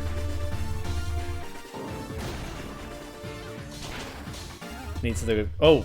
I was gonna say needs the Grunt to do it for him. That may yet happen, but not even this turn. Zanzalan is eliminated from the battle. I'm gonna go ahead and go for Surf here. It's the best attack I've got into Scolipede, and Superior isn't lasting much longer anyway. In the end, I'm going to be the only one who could take out Hugh's Superior. Scolpede had a chance there, but it chooses a Steamroller into Toronto instead. It actually gets the flinch, but I think that just means Hugh is taking his last KO. Hugh absolutely clutching up against these guys. I think Team Plasma's cooked, folks. I think this is the end for them. He just took out a Scolipede with Leaf Blade. He's not messing around. And I'm here too, doing a decent job, I think. That was a strong grunt. So I think that might be it for Team Plasma. I'm not going to lose to Team Plasma. By the way, what is this place? That Pokemon. It's so icy. Could it be the source of the attack on Opelucid City? He was not in the room yet when Zanzilan told me that, right? So it's understandable that he's asking? Okay, fair enough. You're a smarter trainer than I expected. If you've got that much sense, why did you do something as dangerous as sneaking into our base? That should be obvious. I'll do whatever it takes to get my sister's Pokemon back. It's not like you guys are much of a threat. Are you the one who stole a Purloin and a Spursha 5 years ago? If it's just a Purloin, someone probably stole it and is using it. Why can't you understand? There are other Purloin. Why are you so fixated on this one? This is the key line. I gotta give credit to someone I know from the VGC community for talking about this on Discord sometimes, because I totally missed this line in my first playthrough and all after.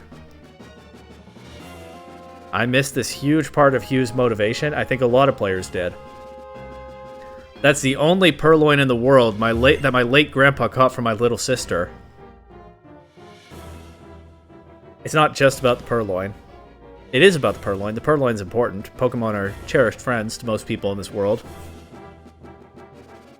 Of course, Zanzilan wouldn't understand that. I don't expect him to understand much, but he was also grieving.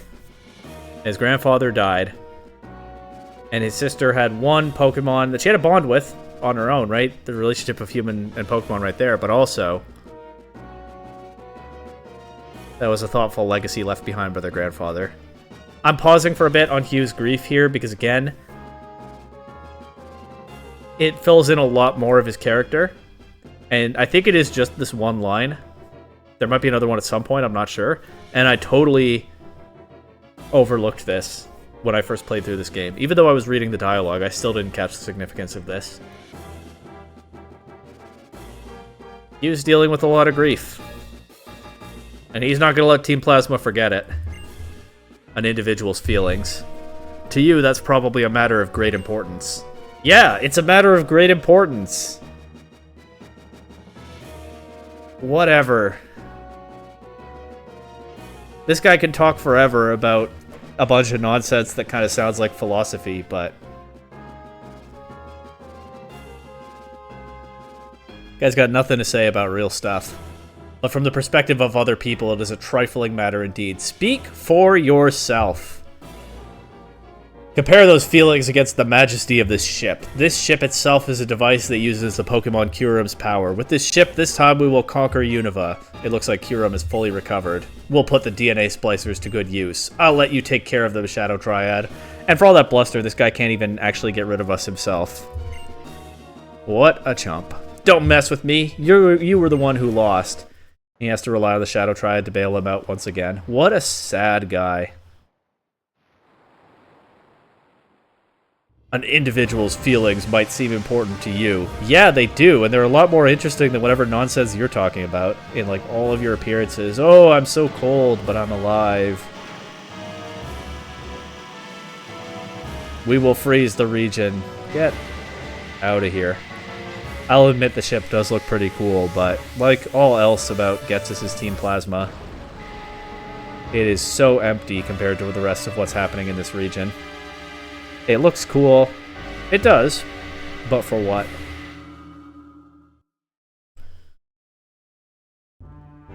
Team Plasma. No matter where you fly, I won't let you get away. But what's over there anyway? Oh, and Sharon's here. Where's he been? I guess we were out searching all over the area for the ship, right?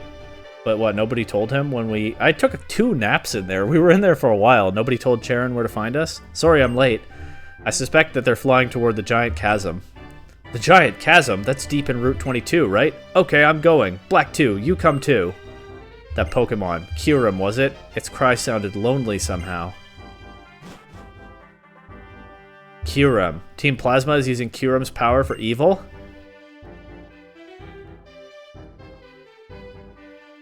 Then how should we stop Team Plasma? If Kyurem is, like Drayden said, a legendary Dragon-type Pokemon, the only ones who could stand up to it are Zekrom and Reshiram, but neither of them is here right now.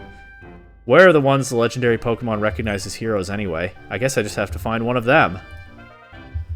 Well, Charon, I think you might just be able to do that, but in the meantime, I'm inspired by Hugh, and I'm going to help him with his grief and his rage. So we're going to go back to Route 22 and chase Team Plasma down right after I take a quick little recording break. Alright, anyway, back to chasing down Team Plasma. I guess I could just fly to Humalau City, actually. I don't need to run through here. It is a bit faster. Where is it? Oh, here. You can't see the map. It was kind of covered by my marker. Anyway. Because it's so close by. Quick heal. And then the rest of Route 22. Can finally go to that hidden grotto. Surely I have time for a tiny little distraction like that, right? Even though there's important stuff going on. We have to chase down Team Plasma. But hey, I've gotten distracted by bigger things like the Humalau Gym, so nobody's complaining, right? I got the Hustle Muscle medal. I have no idea what that is for.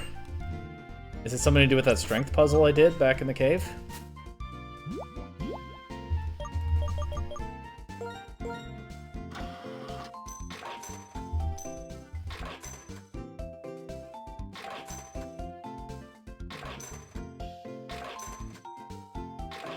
Rising Star medal. Oh. Those who received a good review for the first time in a musical. Neat. Didn't remember I had that one. Also, I guess a good review is a thing. I guess they don't just tell you the same thing after every musical. I guess maybe there is some actual gameplay component to musicals, instead of it just being a fun little show. I don't know. I don't really understand it, even now.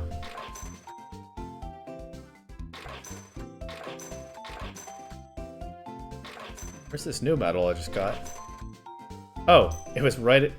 It's on the first screen I checked, but somehow I missed it. I just went through the whole medal box. My bad. The strength of trainers who moved many boulders out of their way. So yeah, I guess that strength puzzle did get me there. Well, more of that to come.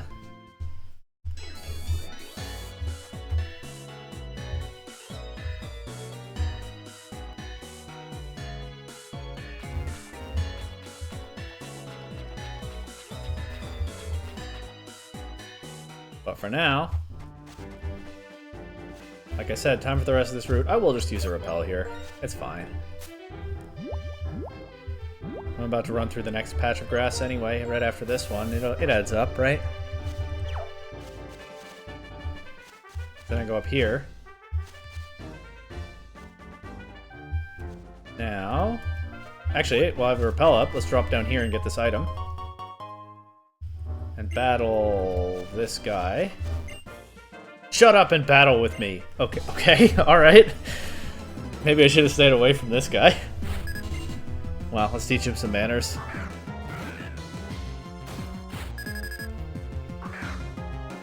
Oh, I forgot Toronto's at level 50 already. Well, good matchup into a hiker. I can rearrange Pokemon after this.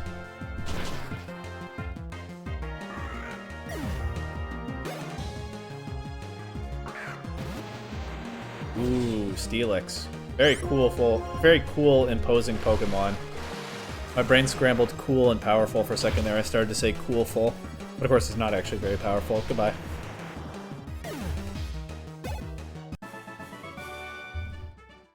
He's got nothing to say now? You're strong. Well, I guess he's just a very direct character, huh? I like the ... exclamation mark that is all of his text right after the battle. Anyway. Do a little item swap here, give the Lucky Egg to Scarborough, and I guess I might as well give the Expert Belt to Toronto. Can come in handy. Maybe Hidden Power Electric will even knock out some things besides Wingull now. We'll focus on training Scarborough, who's at the current lowest level on the team. Maybe make a little shortcut here. Probably only battle this breeder one time, but let's see. We've just got to do what we can. Yep.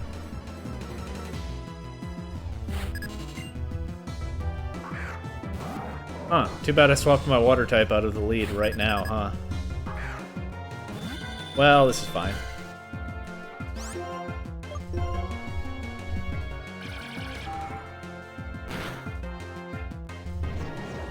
Especially if that's the move he goes for.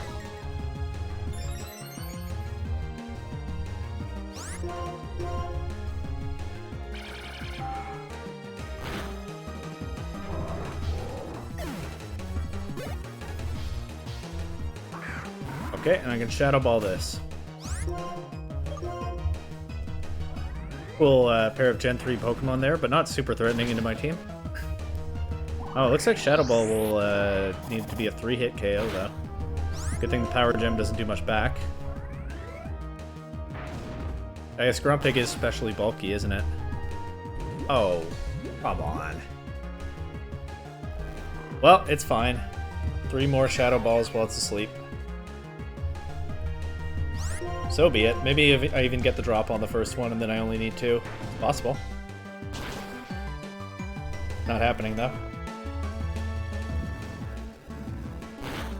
Snore's not doing much back.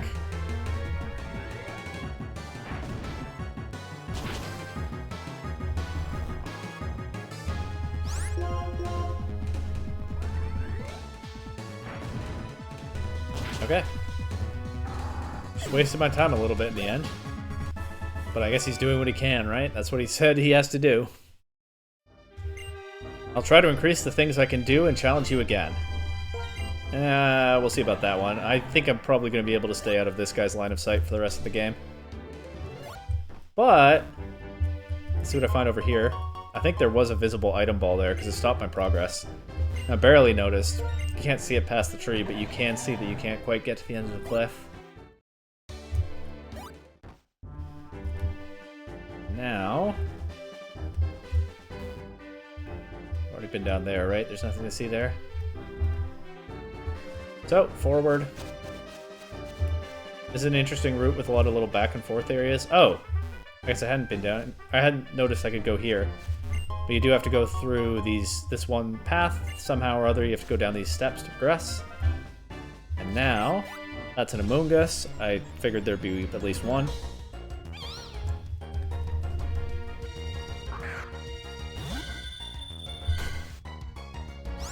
No big deal, of course.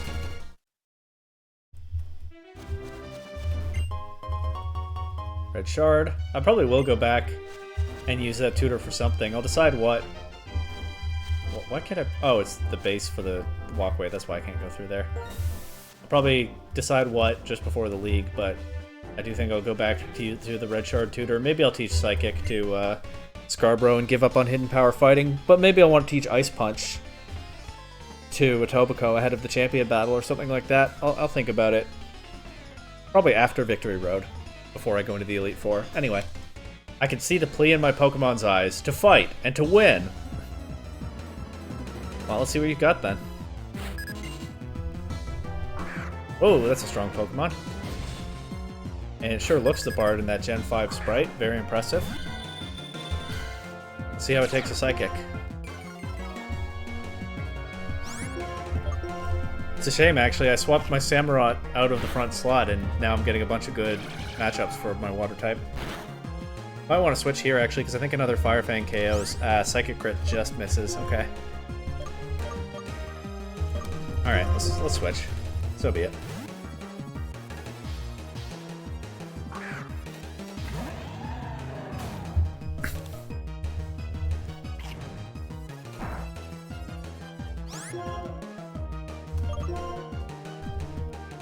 No, a little more damage with an extreme speed. But before the Arcanine drops to, if you can believe it, Hidden Power. That Psychic Crit did enough that it would drop even to a Hidden Power afterward. Too bad it didn't quite KO outright, but now we get an Expert Belt boosted Surf into this Excadrill. Guess I should have kept Toronto at the front of the party for the rest of this route, but I didn't know. It's fine. Get some experience on Scarborough at least.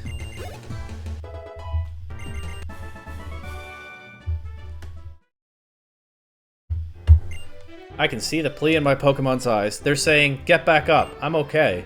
Yep, I can understand my Pokemon's feelings by looking into their eyes. There we go. She's no N, but she just has such a close bond with her Pokemon. You'll have to see it. She can't talk to them, but she can understand them all the same. And now there's a big, windy walkway to get through to actually get to that hidden grotto that I saw a while ago. No problem, of course. There we go.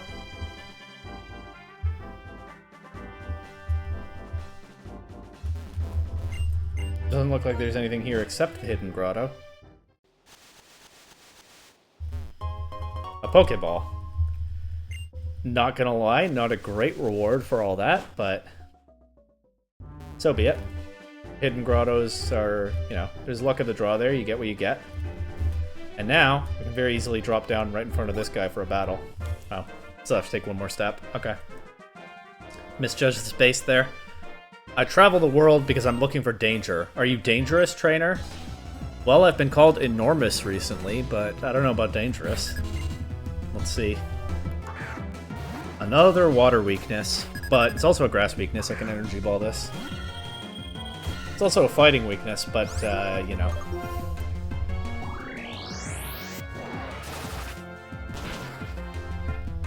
Okay. What's his other Pokemon? Oh!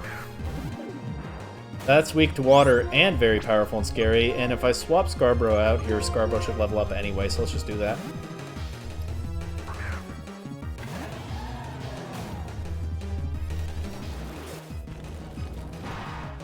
They really nailed it with Darmanitan. It has such an intense design, and it is really scary to run into in a playthrough because it hits so hard. Great Pokemon design. Really adds something to this region. Scarborough grows to level 48, by the way, so that's good. And it is a dangerous Pokemon. This guy talking about danger, he would have a Darmanitan, wouldn't he? It's about as dangerous as it gets outside of the legendaries out here. Why do I seek out danger? Because it's exciting, that's why. It makes me feel alive. Ah, but have you considered being cold? It's a very cold place right there. I'm told that makes people feel alive. I think your approach might be better, though. Now. Giant Chasm. So far looking about the same as we remember. Go grab some items. And I believe it is finally time to get the final member of this team. I wouldn't blame you for thinking I'd forgotten somewhere along the way, but for some reason this Pokemon, I believe, is only available all the way out here. I guess we have some grunts to deal with first, or I think they might just go ahead of us. I don't know. You're already here, huh? Anyone who tries to block us will go running away with their tail between their legs. Hey, it's good. We're all set here. It's finally time. Come on, let's go. Oh, and that guy's X-Plasma, right? So he just cleared the path for us without a fight. Convenient, so we can save our energy for later. You're all alone now, so which one of us are you going to tackle? Oi! It's me! Me! The X-Team Plasma guy. The one Rude asked to be a spy. Oh yeah, I remember you. Being X-Team Plasma is really rough, eh? You know, N was so nice to Pokemon. All I wanted to do was protect Pokemon from bad people. Well, I suppose. If we don't crush Team Plasma, then guys like you and that N guy will always be treated like villains. Okay, I'm out of here, Black 2. See, look at that. He was as thorny and aggressive as always, but he's showing some empathy for these people, and he's giving them room to have their redemption arc. And in the end, that's ultimately helpful, because we're all going to work together to stop Team Plasma once and for all, right? So good stuff from Hugh's character there. Still not like the most complicated stuff in the world, but it's really nice to see. And it kind of, within the themes of this game, it kind of goes to why he's a good guy and doesn't somehow turn into a villain himself. Not that ruthlessly fighting Team Plasma everywhere it appears would make you a villain, but it would be very villain-like thinking in a story like this, and so you wonder what kind of dark place it could lead him to, right? But Hugh opens his mind to nuance. He doesn't deal in black and white. He lives up to his name. Hue, referring to color. It's pretty good. Oh, thank you. That's so nice. Even if we said it was for Pokemon, in the end we were doing what we wanted to do. Please excuse me, there's still something I have to do. And important part of the redemption arc, right? That guy there, not making excuses. He did seriously care about taking care of Pokemon. I don't doubt that. I don't doubt that it's true now. But still facing up to his wrongs as well. We said it was for Pokemon. To some extent it probably was. But we were also just doing what we wanted to do. He knows it was him committing the crimes. It's not like someone forced him to. Anyway. Run around looking for items, but before pressing on, I do have that final member of the team to look for. A Pokemon that I was surprised when I looked it up to see only available this late in the game. I don't think there's much mystery as to what it is, but I'll save the proper reveal for when I find it.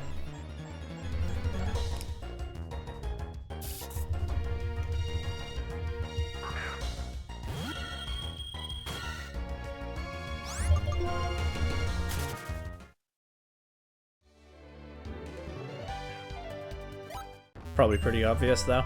Ice Beam TM. I could teach that to Toronto. Only that jolly nature makes me hesitate, but hey, it's a lot better than Hidden Power Electric, even if I just keep it until I get the Waterfall HM. Nobody else can learn. Oh, actually, a Tobacco can learn it, but the Tobacco I don't think needs a special attack. But there we go. Goodbye to the Hidden Power Electric era. As Toronto learns Ice Beam.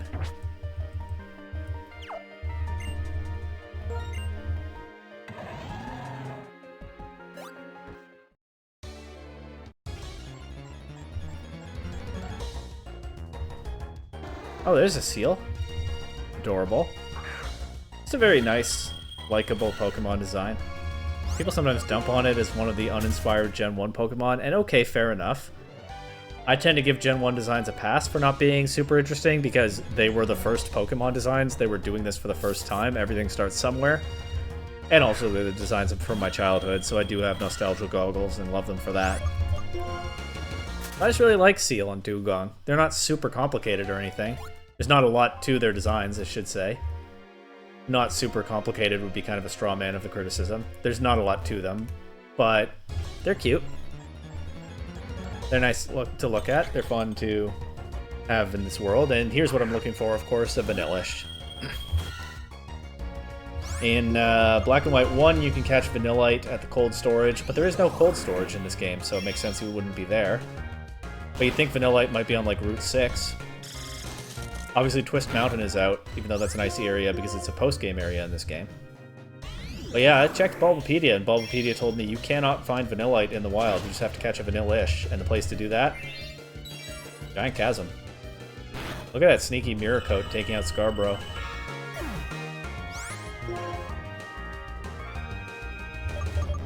Purloin, let's throw you out there one last time. You've been in this party for a long while, but you are about to lose your spot.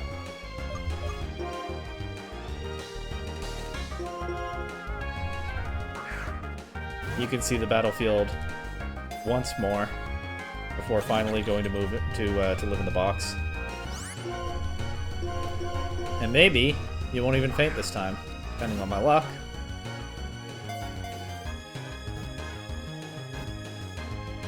I think there is actually an area where you can use Cut and Victory Road, so I might want to bring Purloin for that, but I'll figure that out when I get there. Anyway, Vanillish. They cool down the surrounding air and create ice particles, which they use to freeze their foes. It's kind of a fun, whimsical Pokemon design, but I also just find it kind of ugly. Not so much as a Vanillish, but especially as a Vanillux, with the double scoop 2 heads. I just don't find it super pleasant to look at, even though it's kind of fun and whimsical. I don't feel as strongly as I used to, but it definitely gets a place on this team. And no points for guessing the nickname. There's only one left in the theme. We have finally amalgamated North York into this team. And just use Repel. And with the cave exit being right down here, the way you came in and out in Black 1, I think get that item on the way back, because I think I can just push a boulder down here and go retrieve North York from the PC in Lacunosa Town. Isn't that convenient? Now I'm the monster coming out of the giant chasm, and about to go back in, but might as well take this heal while I can. Grab North York from the PC, and I finally have a full team of 6. Just in time to go stop Team Plasma once and for all.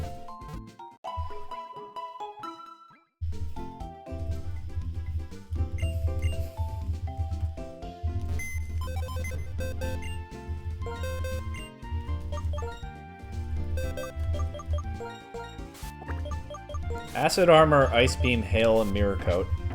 Let me patch that up a little bit. We now have a team member that is not fully evolved, so I'm going to take the experience share from York. I don't know what to give in return. I'm not going to worry about it for now. York can go without an item for the time being. I'll just give the experience share to...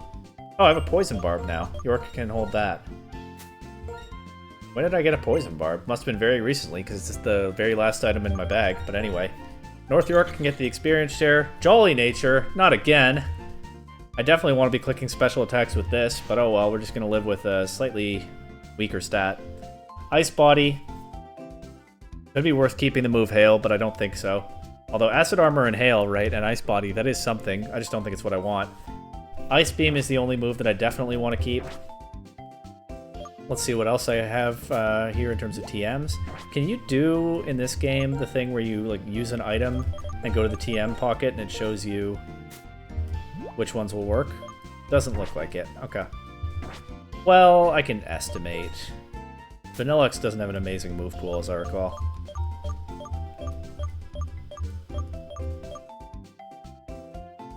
Can you learn Echoed Voice? Nope.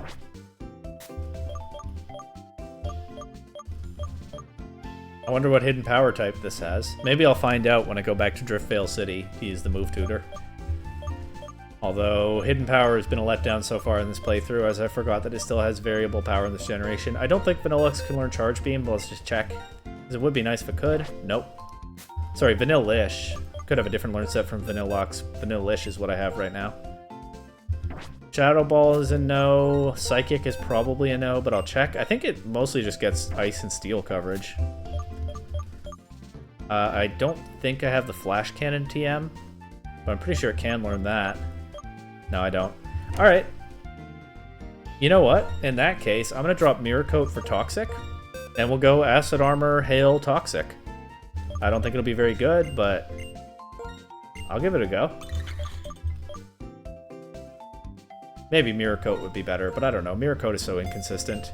Especially in a playthrough where you're relying on the game AI to make certain moves. I think I'll go with this.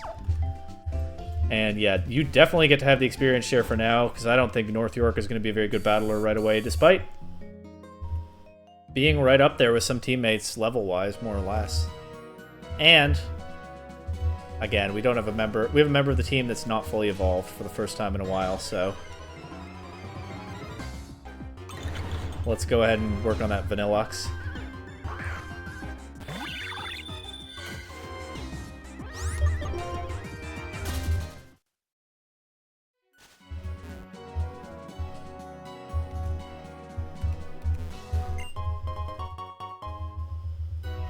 Take a look out into the chasm. That's quite a chasm. Didn't remember they had a repel active. That's fine. We've got more of this cave to explore, so let's drop another one right now.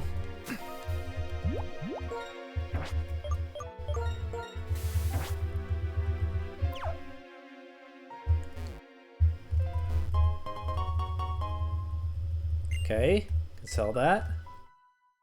What other items have we got here?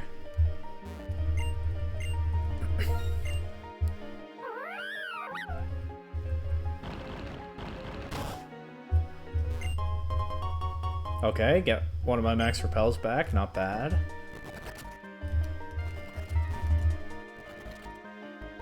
Another exit, but of course I can't go this way yet, this is for later. None shall pass! Sage's orders! We're standing watch here so our allies don't go AWOL. Making sure nobody can leave once they're in, huh? I don't know why I can't battle them and move on, but It's Pokemon. Sometimes the game arbitrarily decides such things so that you can't go further than you're supposed to. I guess none shall pass is something we're taking seriously for some reason. Nothing? And this is an encounter? I was hoping I'd get a gem or something. Oh, it's just an Excadrill. Alright.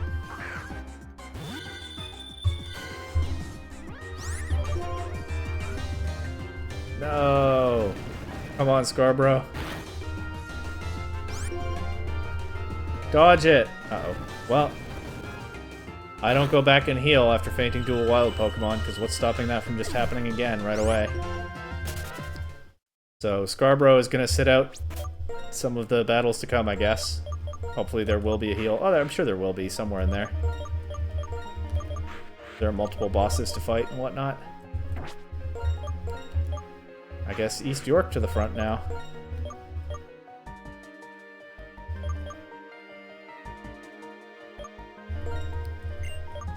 With the lucky egg.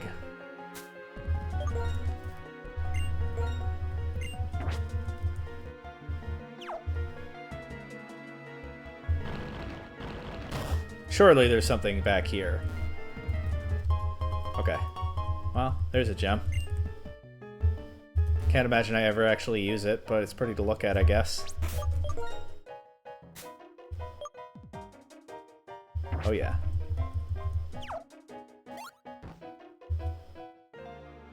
And now, into the wooded area inside, which will look a little different from what we remember, I think.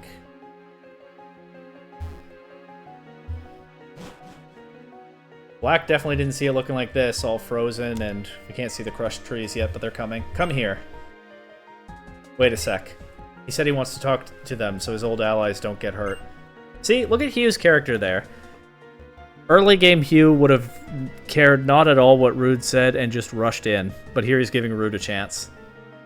Ah! I will say it as many times as it takes until you understand. Ghetsis' real plan was to take over the Unova region. Liberating Pokemon was nothing more than an excuse. Rude, I feel for you, but you're talking to the real thugs here. A lot of them know, and they're all for it. If anything, it would have made Pokemon suffer. Uh-huh, yeah, that's a pretty speech, Gramps. You fool! We're not going to listen to what a traitor has to say. Hugh's had enough. Well, that didn't work. Hey! Let me through. What are you saying? Looking to get hurt? I'm going to get a stolen Pokemon back. I'm not going to listen to villains like you. Rude, X-Team Plasma, why do you have Pokemon by your sides? Huh? Protect what's important to you, right? Even if your precious Pokemon get hurt, even if your ideals are damaged, the time to fight is now. You're just a kid. Quit trying to act so cool. Whatever. Nobody's getting close to the Plasma Frigate. Wipe them all out. Black 2, as usual, take the other one. Like he said, we're going to crush you along with the traitors, because Team Plasma exists to cause trouble. Yeah, that's the thing. They called Rude a traitor and said they weren't listening to him. Unfortunately, a lot of the people still in Team Plasma at this point already know what Rude's telling them and they like it. But I talk a lot about how this game is about people from different perspectives coming together and basically pooling their strengths to solve problems. Part of how you do that is if one approach doesn't work, you have a different one available to try, right? And Hugh, again, showing some character growth, stepped back and let Rude try to handle things his way. But then when that didn't work, it was time for Rude to learn Hugh's way.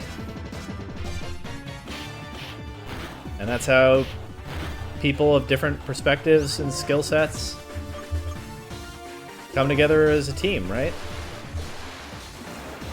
To overcome whatever is thrown at them. And Rude gets a bit of a different perspective on his own relationship with Pokemon and what it means to him. We'll see that payoff in just a moment, but first, let's finish dealing with this guy. Always with the poisoning. If only I'd left East York in for this. I switched out because Weezing is so physically bulky. But get East York poisoned and sweep with Facade might have been the better way to do it. Well, the monk is at low HP. This is where I would go for Hidden Power Electric and be annoyed when it didn't KO somehow. But we're past that now. Let's pick this for the first time. Goodbye, Muck. Here, I'll say it for you. Plasma! Yeah, he said it, of course.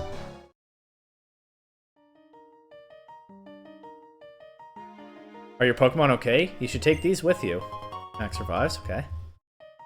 And see Rude's caring approach. He came prepared to help Pokemon out if they get hurt. And that could be very helpful to us going in.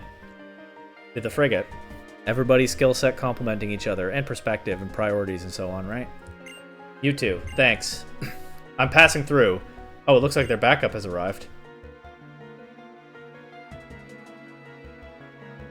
At times like these, those whose hearts weaken, those whose determination falters, can accomplish nothing. To save our old allies, to protect the Unova, we will fight. Both of you go. No, just a moment. You, was it? About the Pokemon you're looking for, in all likelihood is in the possession of the Shadow Triad, the Dark Warriors who appear silently. Got it. If I rescue it, that helps you guys absolve your guilt, doesn't it? Guess I'll help you out. Okay, but more importantly, you know, it actually helps with your problem, Hugh. But hey, once again, Hugh there has a chance to... I mean, basically, here's something a lot of people could learn from in real life these days. Hugh has a chance there to hurt X-Team Plasma at the cost of also hurting himself, but it's not a serious option to him. As it shouldn't ever be. At that time, I believed we were on the side of justice. By serving my king, and I was going to make a world without war. But I was conceited, and I couldn't see the unhappiness we were causing. That's why I can't let it happen again. And look at Rude, even in his old age, learning and growing, while Zanzalan just says the same nonsense all the time. There are a lot of good life lessons in this game. And yeah, Rude growing, Hugh giving him that chance, and not sabotaging himself for the sake of spiting Rude. You see some of that in real life these days, I'll leave it at that. I honestly don't know how to play through this game right now without getting a little political, but I am trying to limit it. And Hugh and Rude learning from each other. And pooling their skills to get through this. Good stuff. As usual in this game. What you're doing now is nothing more than a futile struggle. That's what I would expect from someone who binds their Pokemon with Pokeballs. These two are salty, but we already beat them, so who cares what they think? I could evolve a Sneasel now if I were training one. What do you have to say for yourselves? We're going to freeze Unova Solid and seal and blah blah blah. Blah blah blah blah blah blah blah blah blah.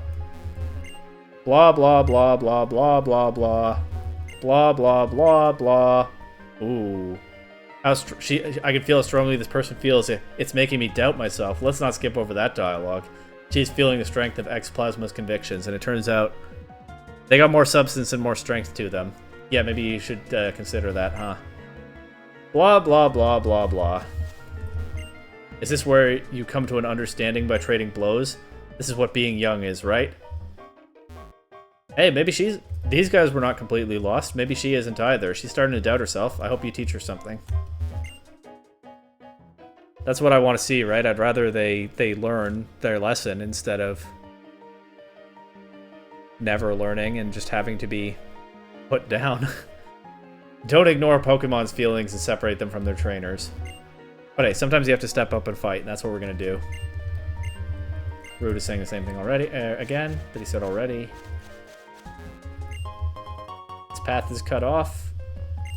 Some new trees grew, I guess, but also this area is frozen. As Kyurem's power was probably unleashed here when Team Plasma went and grabbed it from the cave. And there's the frigate. On a bed of ice, no doubt coming from Kyurem's power. He's terrifying. He can't be human, but he's a silly-looking quillfish hairstyle. They're not over the hairstyle, but it's the strength of his convictions. You guys don't have that. You guys are... A lot of what you guys say is ringing hollow at this point. All of Unova will be frozen with Kyurem's ice. I wonder if Zanzalan will be okay. He really doesn't like the cold. Go on ahead. I'm going to make them tell me about the Shadow Triad. If you find Purloin or the Shadow Triad, let me know. Struggle and Squirm. Kyurem's ice is more powerful than Reshiram's columns of fire or Zekrom's crackling lightning. Okay, great. Are you Kyurem? Because I'm guessing you're not battling me because you already lost a Hugh, so... Sure, keep yapping, I guess. Cretin! Don't interfere with Team Plasma's conquest of Unova. And I guess I can go through here now. Wait. Can I go back up this way? See what's through here now? There's Kyurem. Doesn't look like there's much more to see in this room. Weird machine. If I want to get down there, I guess I have to go the way that I couldn't go last time because a guy was sleeping there. Sure. Well, here comes a fun grunt battle. Ready?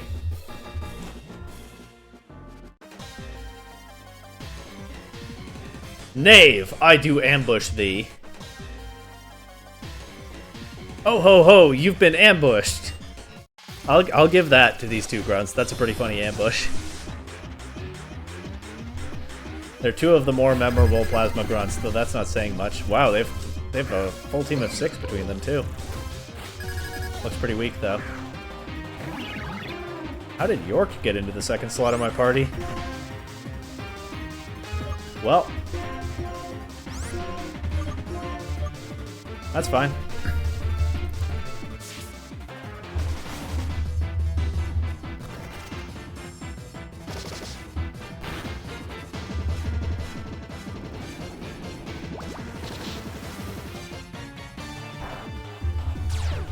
Unfortunately, this game does not have a gunk shot animation where it just shows a garbage can being thrown at the opponent. That one's always funny, but it's not to be seen here.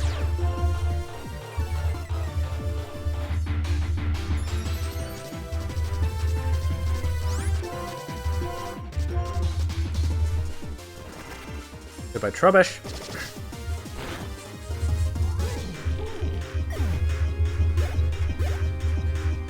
Goodbye, Scraggy.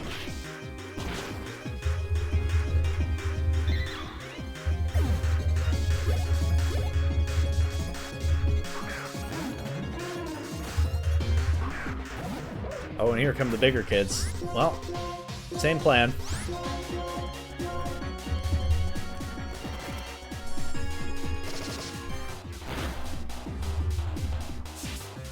They might knock out York. Or they might just do this. Either way, so be it. I think there's a doctor somewhere in here. And this is, of course, the climactic showdown against Team Plasma at the Giant Chasm, so I'm not going to go back and heal.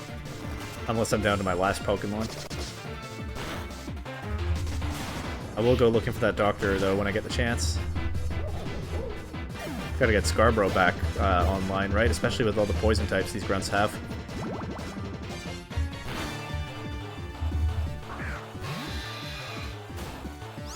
Whirlipede sometimes use Protect. I'm not going to bother with Fly into this. Let's try to knock it out while we can. I just don't want to fly up high and then... Oh, it protects next turn. Whoops. Okay, there's one grunt down.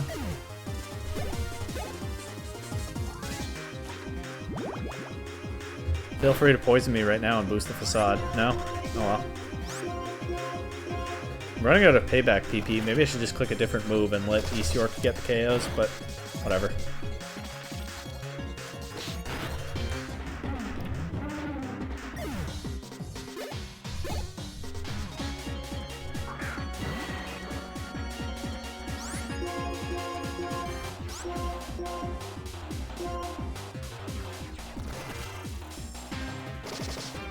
Funny battle. I enjoy the ambush.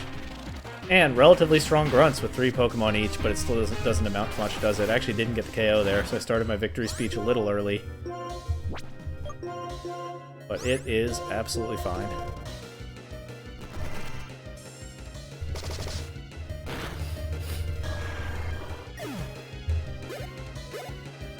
No real difference. Woe is me, he says. If that be the case, then farewell, forgive me. Lose! Just go ahead and lose already. A kid like you should definitely lose. I got ambushed, and that still wasn't enough. I don't know why you would expect me to forgive you. Anyway. Maybe he's just saying stuff. He doesn't know what else to do at this point. At last we meet again. Remember me? Never mind, it's not Sinister. Remember me, formerly of Team Plasma? I've been waiting for you. Gah! Spying is such a rotten job. I contacted Root of the Seven Sages, but nobody showed up to help me. They're just outside. Relax, bro.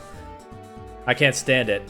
Everybody around me is always saying bad stuff about Lord N. But Lord N learned the error of his ways and changed course to a better path. Yet, they call him a betrayer. People really stink sometimes. They selfishly counted on him, and now they selfishly make a big fuss about being betrayed. Oh, I nearly forgot to tell you, this floor is a maze of pipes. You've got to step on switches to connect or disconnect the pipes. It's a good thing you can walk on the pipes. It's just as well that we're about to be done with Team Plasma, because like I said, especially with this game being so US-based, this region, I mean, it is hard for me to play this right now and not get political. And I don't want to. I just want to only get a little political and focus mostly on the Pokemon. But go figure. A guy makes mistakes, learns a better way, and people dump on him for changing instead of reflecting and trying to improve themselves. And, or at least improve the choices they make. Another electrified barrier. There's a device. I don't have the card necessary to enter the password. I'm gonna go left or right. Let's go left first. What do you want, intruder? If you can beat me, I'll give you a hint about the password. I think the password can be different, right, on different playthroughs? Like, I think there are a few different possibilities as to what it can be, if I'm remembering correctly. So even if I tried to look it up before this, I would not necessarily have gotten the right answer, I think. Or I would have gotten multiple answers and I wouldn't know which one is right. I should be able to get a roost against this Skorupi, right?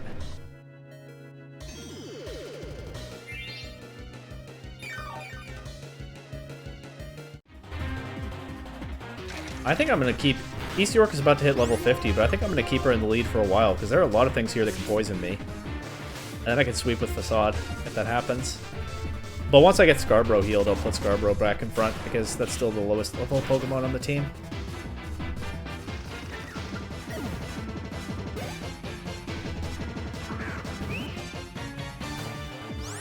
If you have Effect Spore, then please poison me and not either of the other things. Okay.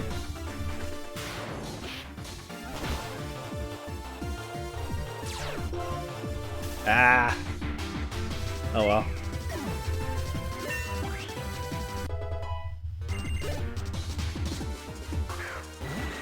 That still boosts Facade. I just have to hope I actually get the move off.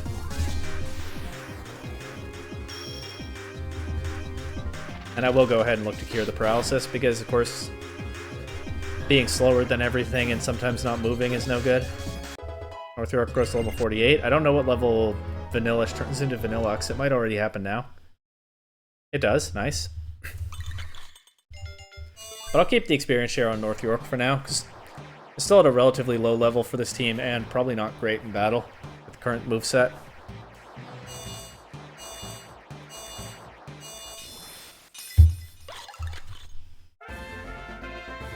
Yeah, when funny and whimsical is, I think, pushed a little too far, and it ends up just kind of ugly. Oh well.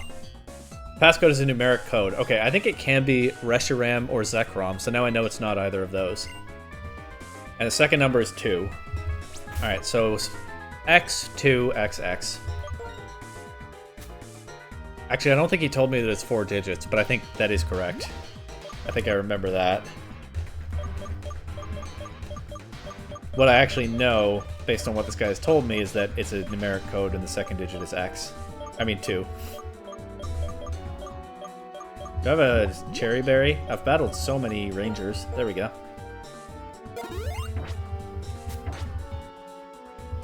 I couldn't use my Castelia Cone, but come on, that was a souvenir.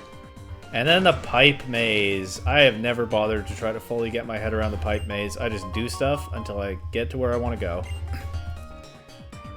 Let's go down here and battle these 2 grunts. And then I think I will actually have to go around to the right, maybe. Being inside the ship is boring. I'll play with you. Okay. That's right, it's me, an intruder, here to make things less boring.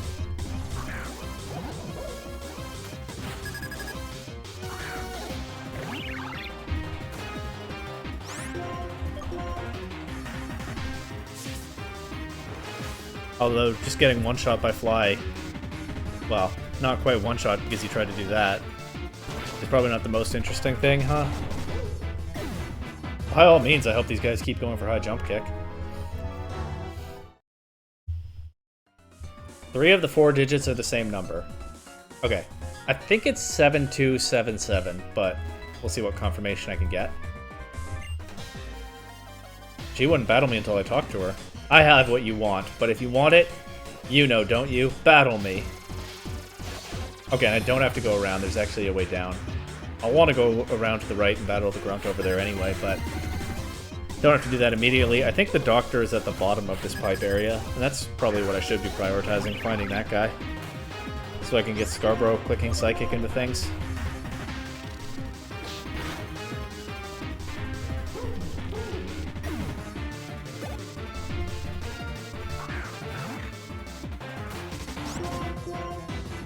Zangoose is a nice touch. And hey, some of these grunts have Seviper, so why not Zangoose?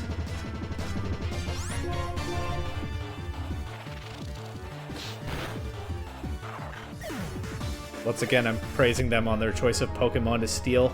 Probably shouldn't be doing that. But really, I'm saying Game Freak gave them some interesting stuff. Phew, you're good. I'll give you this then. Oh, that's the card I need. Okay, so I actually had to battle her. I think I could do the password right now. I think I know what it is. But let's properly explore. This will take me down to this area, and there is a doctor. What's this? You think you can beat me? The one they call Queen of Team Plasma? Let me know in the comments if you think they actually call her that. I have my doubts.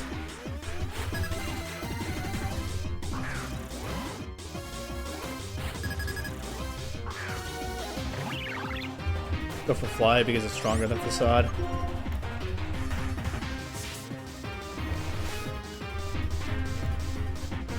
I don't think Endeavor would have worked there anyway. You surely have more HP. Nice crit. Super Luck coming through once again, although I think it one-shots anyway. Let's go for another one here.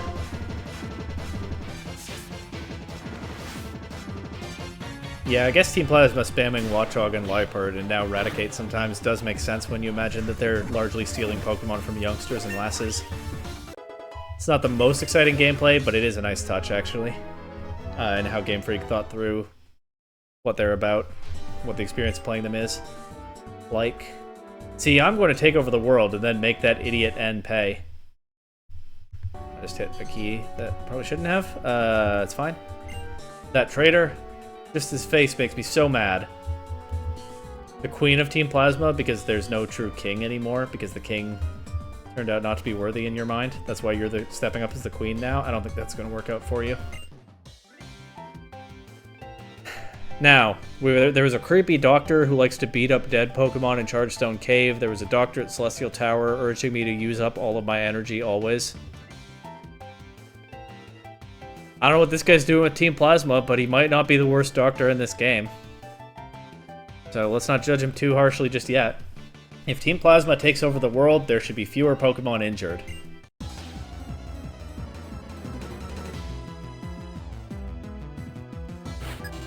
I suppose it makes sense that somewhere in the region they would find a doctor who's sympathetic to them. This might use Protect on the damaging turn, but it's not a double battle. And Fly is just so worth it if it actually connects. So let's just hope it doesn't use Protect. Ooh, Swords Dance. Ooh, I guess a doctor involved with Team Plasma would still mean business, huh? Although most of Team Plasma are not serious people. But this guy's a doctor. He could be more serious than some. For all the good it does him. Injured Pokemon have both enemies and friends. Okay. Don't you think there will be less war if Team Plasma takes over the world? But at what cost? Will it even be a world worth living in?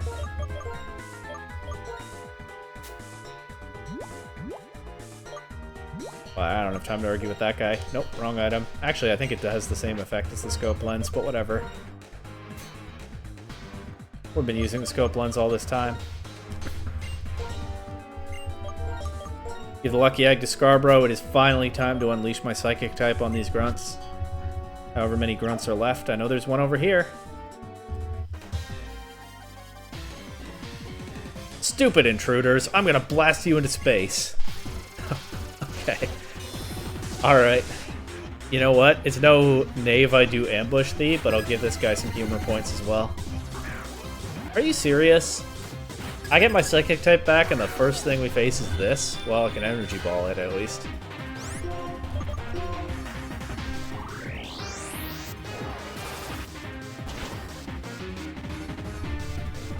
Okay, that's fine. What else? Oh. Come on, dude. Alright. I'll switch out.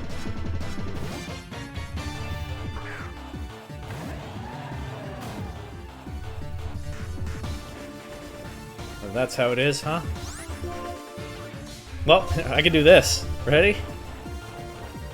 Didn't see that coming, did you?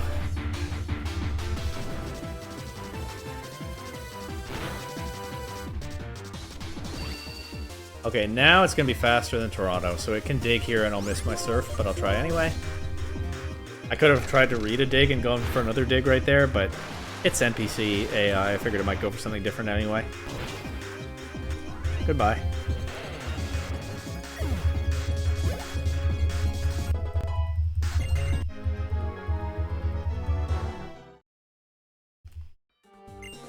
First Team Galactic fell apart, then I came all the way to Unova to join Team Plasma, and now you! Wow, this guy's been a criminal all over the world. Continuity there. X-Team Galactic, where did they end up? What did they do later? Well, this guy just went and joined the next evil team. And hey, conquering the world is a better goal for a grunt than Cyrus destroying the world and replacing it. Team Galactic was a very cultish evil team as well, so this guy maybe when he lost his cult leader had no idea where to go and what to do, and this was what he could find.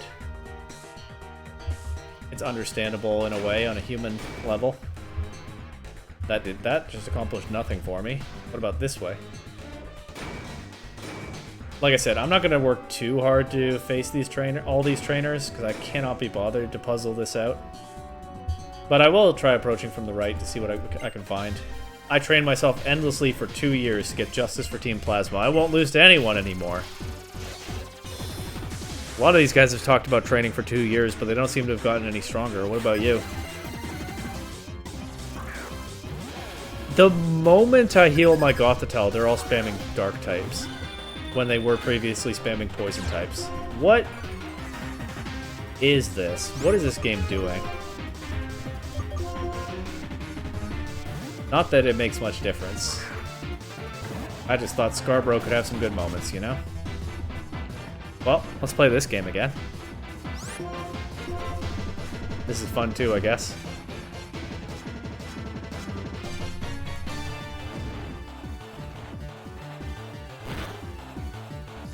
It's foul play this time, no scary face, so no need to second guess this surf. GG. Time to train for another 2 years.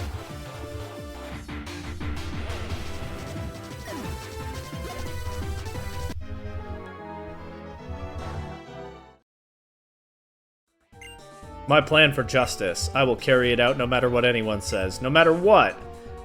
Not that you know anything about that. I like the sparks that sometimes fly here.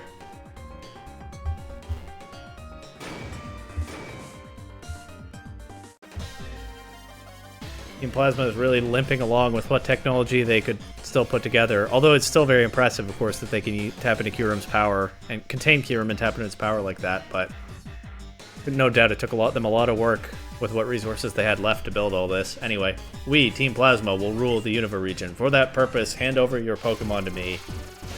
I know, I get it. You guys all say the same stuff at this point.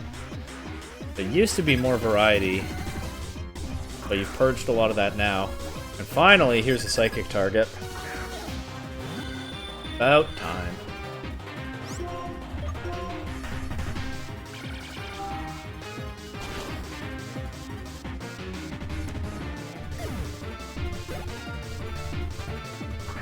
And another one. Perfect.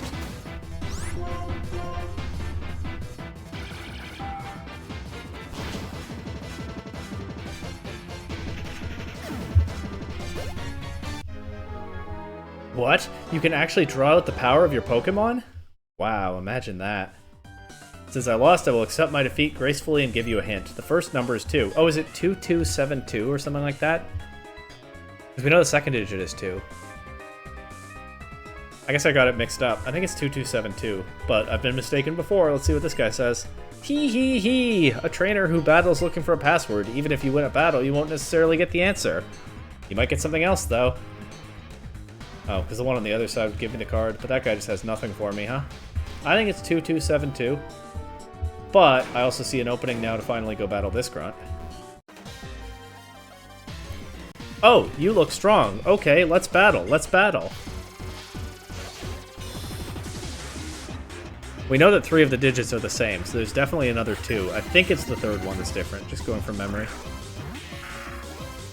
But my memory has been a little off before.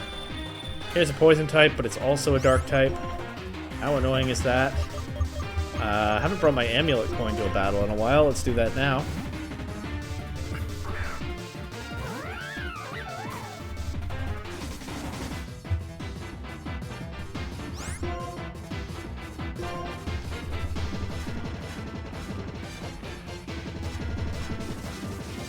Toxic spikes don't matter as long as he doesn't knock out anything I have.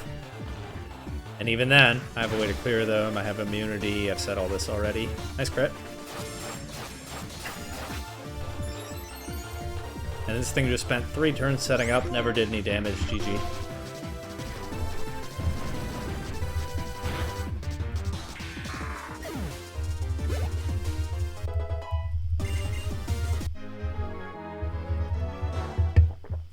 I hate you, he whines afterward.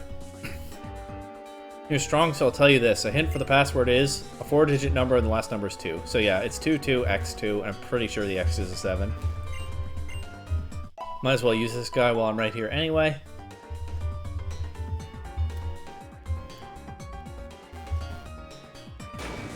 I can battle this grunt. Probably get that last piece of information. If you get in the way of Team Plasma, I'll take care of you. That's a funny way to word that. What kind of take care?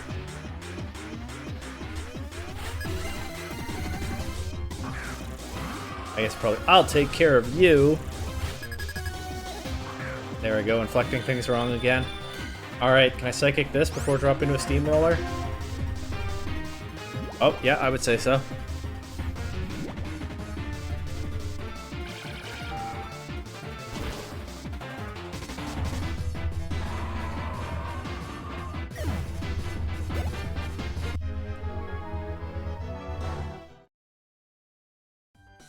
Password? Enter whatever you like. For your information, my favorite number is 0. Folks, I was dead wrong. It's 2202. Good thing I actually did end up facing all these grunts. And my poor Gothitelle is poisoned. Good thing there's a doctor right here. Might as well use this while it's available, right? 2202. Everything I guessed the whole way was wrong. Already went there? Okay. But it's fine. I don't care about that item. I know it'll be gone forever. Actually, no, I think you can go back to the frigate in the post-game. But whatever.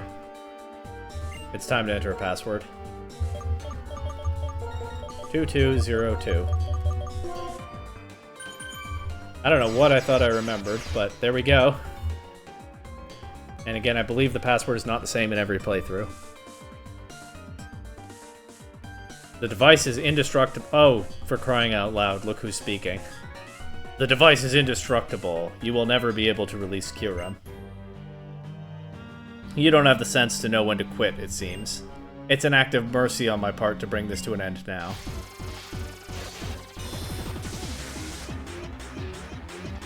Alright. Last encounter with this guy, I think. Thank goodness. Shame how 2 of the 7 sages ended up on such different character paths. Why did I switch to this? Well, I got an Ice Resist here. think I got a couple wires scrambled in my brain. There was that grunt whose whole team was weak to bug and had a Sneasel. Zanzalan has a Weavile, but his whole team is not weak to bug. But Cryogonal doesn't take an X-Scissor super well. Just a solid physical attack. Neutral coverage. It's fine. Goodbye to his first Cryogonal. And yeah, if I click Psychic with Scarborough, then I'm hitting its much higher defensive stats, so that's why I switched out. Why did I switch to this guy? I don't know, I got mixed up, I guess. Not that it matters against an opponent like this. I am so ready to be done with this guy and the grunts. And hey, it's a nice resist.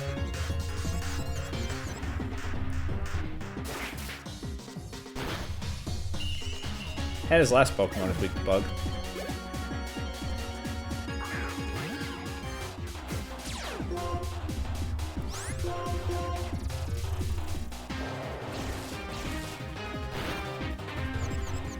Come on, Toronto. No! Choking at the last second like the Leafs. Oh well. Living up to your name, I guess. We'll work on that. For now, this thing is, there's something else that this thing is even more weak to than it is weak to bug. And going with this option gives me some extra money. So let's go. GG. Goodbye forever, Zanzala. I hope.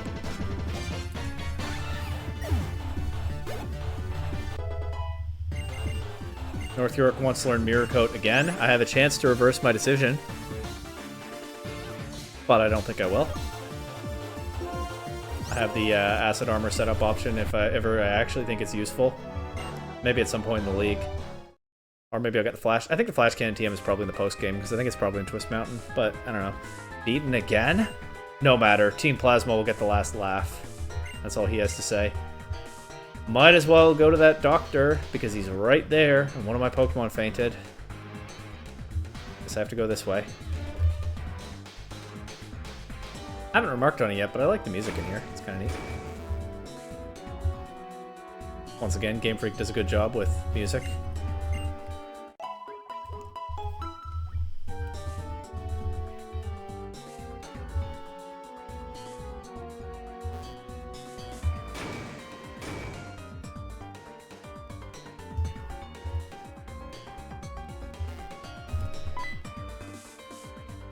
Humph! If you intend to continue, step on the other warp panel. Keep in mind that you're going to get beaten up if you do. Why am I listening to this guy?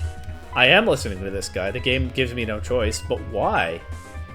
This is a game with a lot of kind of arbitrary roadblocks, because that's just how it is with a big open region like this.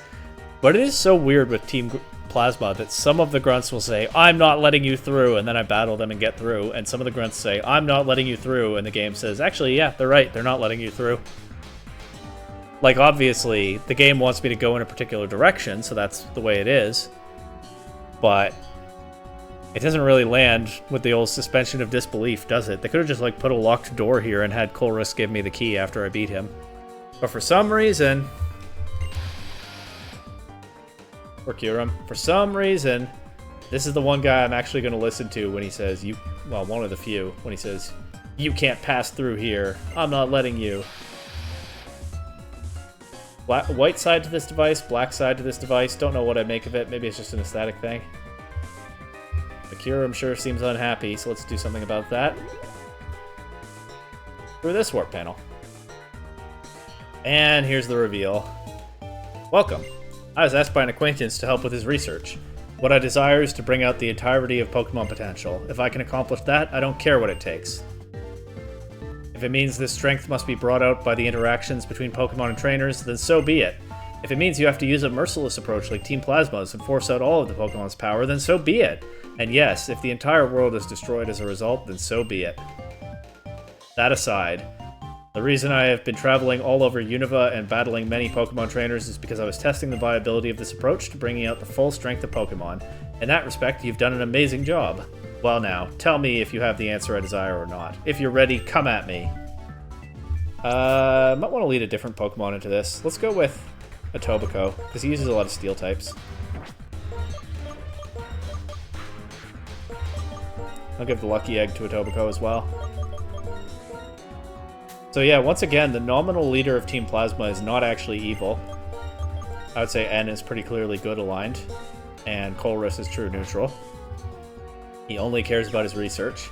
And he's been saying all through the game that he believes in the bond between Pokemon and trainers being the best way to bring out Pokemon's potential. But here he says it's just a hypothesis he was testing, and he's also testing the Team Plasma way of bringing them out through power and forcible exertion, especially with the machinery into Kyurem. But I don't remember whether he's going to say something more after I beat him about this. I kind of get the vibe that maybe he's helping Team Plasma so that he can really stress test what he thinks is the true right way. Trainers bonding with their Pokemon. That doesn't make Colress a good guy. Again, he's about as true neutral as it gets, I think. If I'm using RPG terms, maybe like chaotic neutral, because he doesn't really play by anyone's rules. He just cares about his research. But yeah, I guess if you want to really see what the bond between trainers and Pokemon can do, take charge of Team Plasma and do what you can to threaten it and push it to its absolute limit. So let's show him now, shall we? It looks like you're ready then. Okay, let us begin. Where did Getsus find this guy? I guess the implication is that they knew each other back in the day, and Getsus knew that he needed someone to give him the technology to pull off this plan, and also to be the face of Team Plasma so that Getsus could stay hidden in the shadows.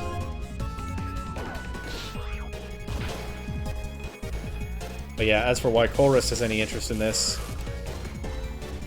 he just spelled it out. He doesn't care at all about Getsus' goals. He just sees Team Plasma as a way to help advance his own. Volt Switch? But what's coming in? It's probably BHM, right? So then this Jump Kick will probably... Then I'll probably be best off being fully paralyzed. Oh, Magnezone. Okay, no, Jump Kick. Let's do it. Nice. The reason I haven't been going for Dig is in case he uses Magnet Rise, by the way.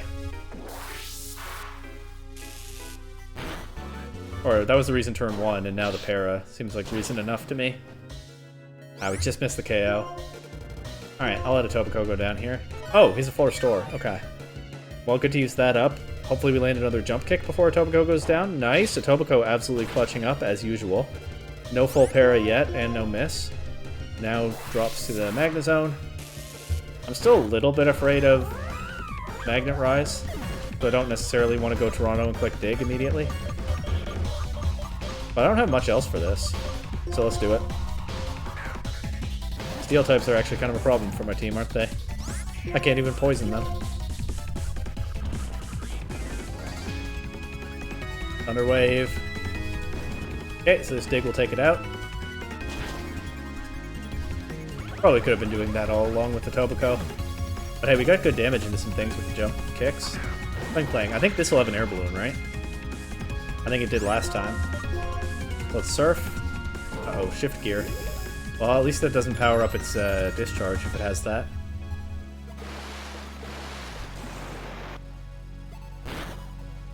That breaks the balloon. Let's go for Dig now.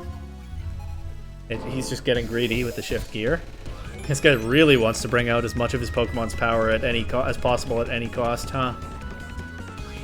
So he turns down chance to attack there. He gets another Shift Gear, but I think this Dig probably KOs. Oh, not quite. Does he have another full restore? Nope. Oh, it's just Giga Impact. What's that, +3 Giga Impact after 3 Shift Gears? I think it's +1 attack, +2 speed, right? So +3 Giga Impact. Now it'll have to recharge. I'll go Scarborough here. I think Hidden Power Fighting is now my best attack into Steel types, even though I don't know its base power and I think it's probably low. This one has to recharge, so it's fine.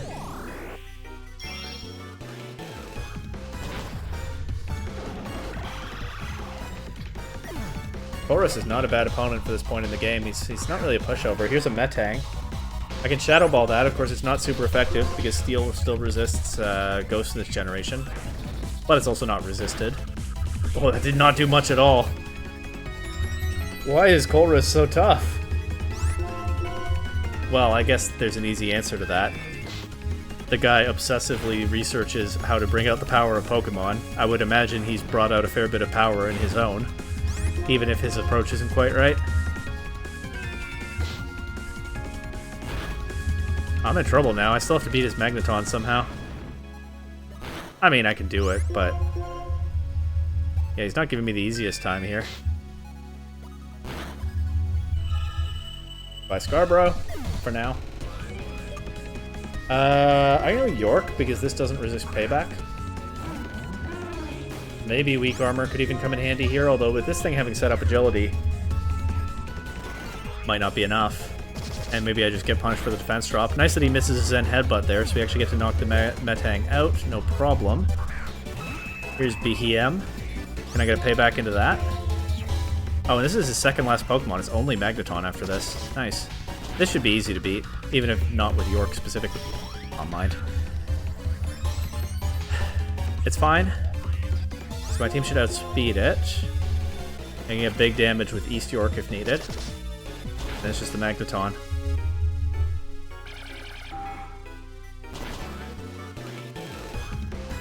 Okay. Let's go for a Facade here. No need to mess around with Fly, I don't think. If he heals, he doesn't heal. If he did, then I could think about Fly next turn. That just leaves the Magneton.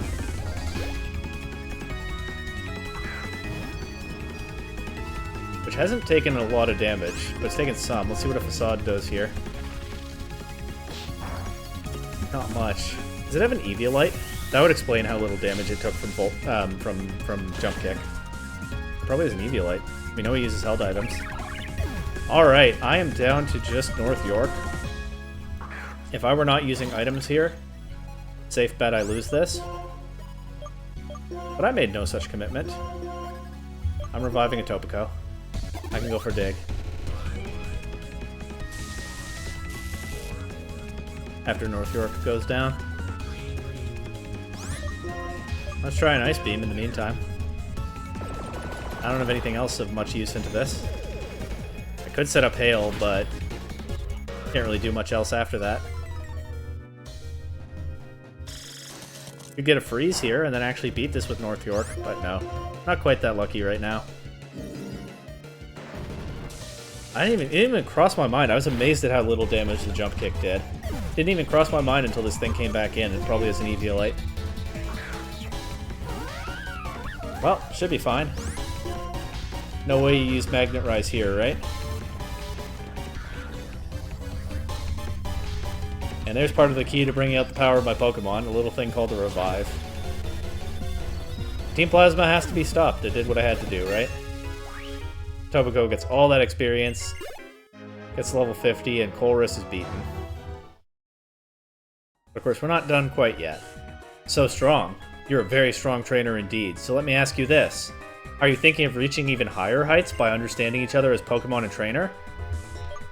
This is not the time for Contrarian Black 2, is it? We've had character growth. Obviously this is a yes. I see. To me, that is an ideal answer. To think, that's what you actually believe. You bring out the power of your Pokemon with respect and love. Excuse me for repeating myself, but if it will make Pokemon stronger, I don't care what it takes. If interacting with Pokemon can increase their powers only to a certain point, then their full strength must be brought out using a scientific approach. Even one without a conscience. But you have shown me the potential of your approach. To me, whether Team Plasma wins or whether you win will decide how the relationship between people and Pokemon should be. So where will this be settled?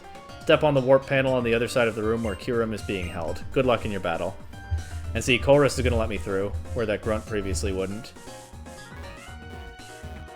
What are we looking at here? Outside the windows, I mean. It looks like the walls of Lucky Nasa Town, but that's not what it is. Surely. We're not there. Anyway.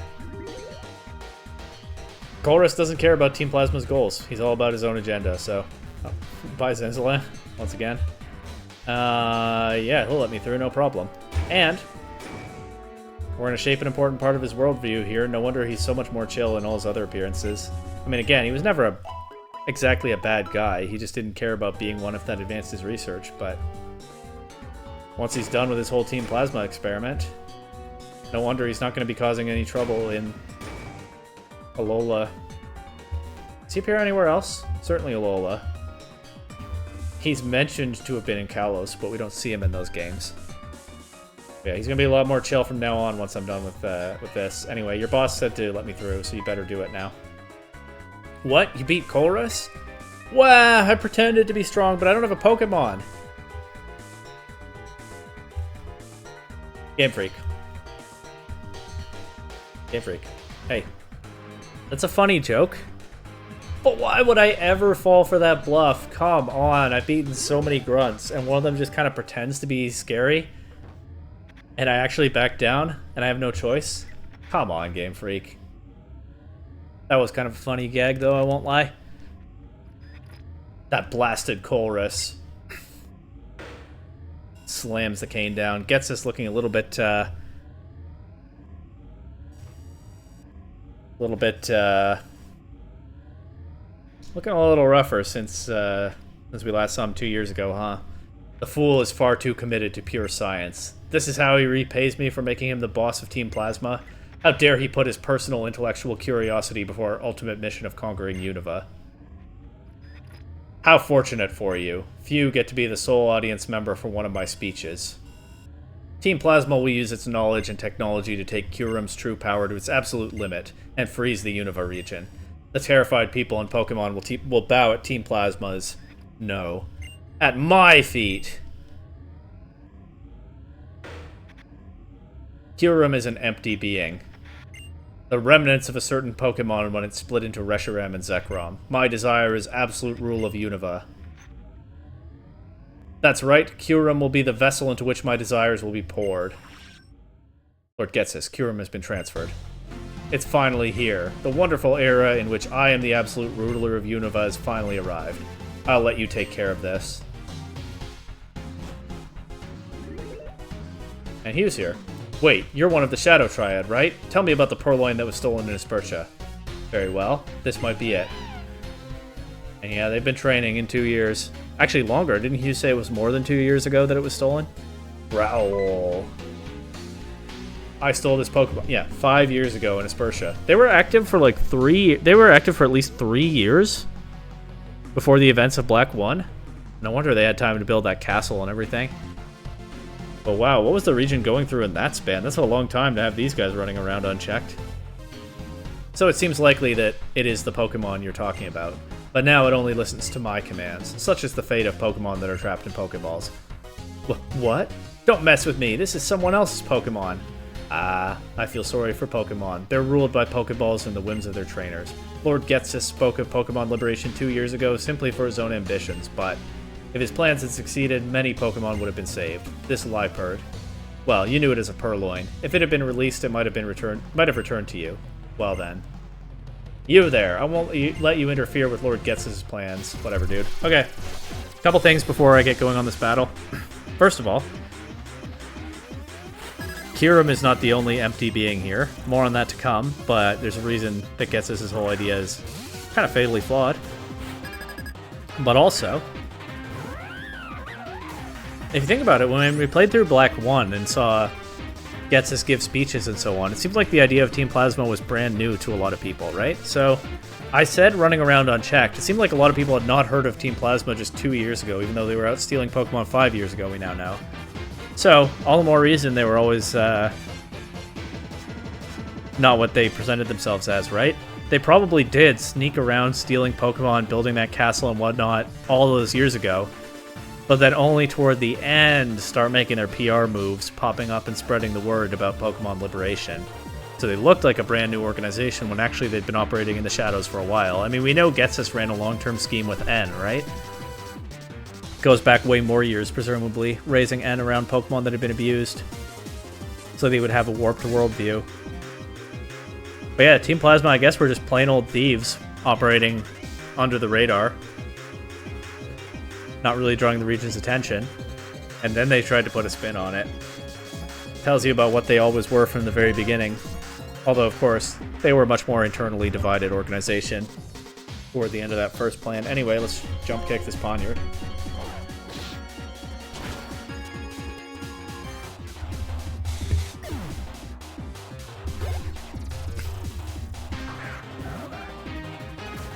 And jump kick this Absol.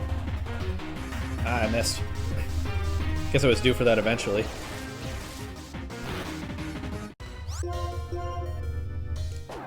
This one connects.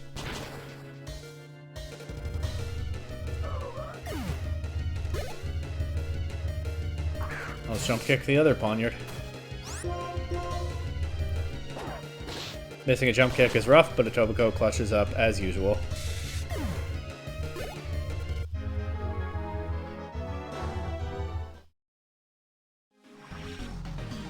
You're not done yet.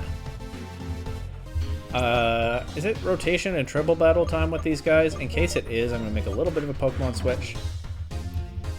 Well, let's see. We swore to be loyal to Lord Getsus since he saved us. There's that bit of implied backstory, isn't there? Getsus saved them from what I don't know, but they are fiercely loyal to him specifically, while not caring a whole lot about Team Plasma otherwise, although there was... That one Shadow was just muttering about maybe actually kind of believing in the Pokemon Liberation thing.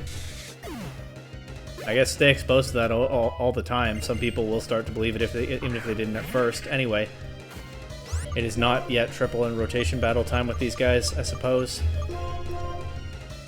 Switch out against this, because ghost types are hard for Etobicoke to deal with. No Mega Lopunny yet in this game.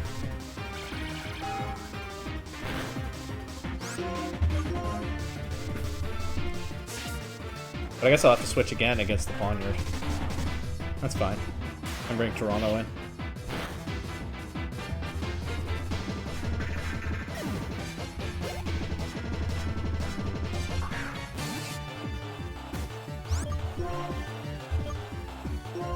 Yeah.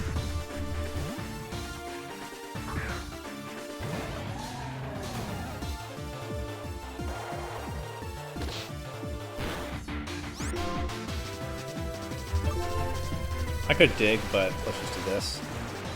Could always use Iron Defense anyway. But now I can't.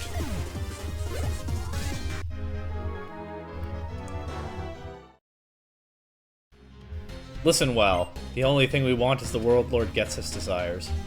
What is Hugh saying now, by the way? He's going through a hard time facing this Purloin that doesn't even seem to remember him. Sorry, this situation is messing with my head. I just don't know what to do.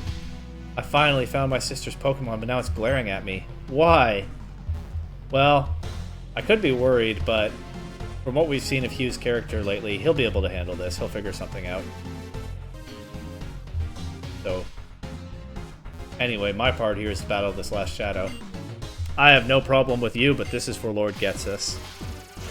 This is what I can do to help right now. Taking these guys down. I think this one has an Excelgor, along with the 2 Poniard. I might do a little bit of switching again. Or maybe not. Who says the Excelgor takes this KO? Probably does, right? Because it's such a free one. And Excelgor is very fast. I'm expecting it to outspeed my Lopunny. So yeah, I guess I'll switch to East York and then Toronto again. Make this a team effort. Shadow Triad tend to do everything in a team effort, so let's... You know what? Let's take some inspiration from someone else with a different perspective and skill set and try their approach to things. That probably would have knocked Etobicoke out.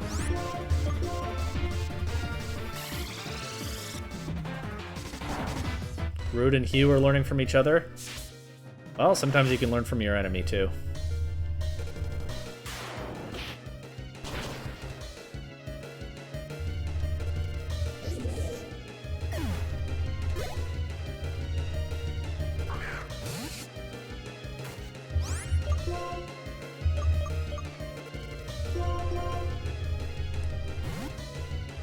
There we go, same formula as the last battle, works like a charm.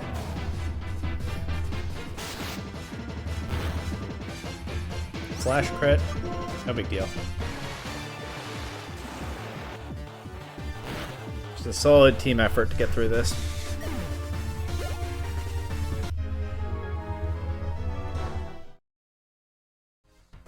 Even if I lose, Lord Getsus simply has to win. No matter. The only thing you can do is watch Lord Getsus use Kyurem to freeze Unova solid. That's all.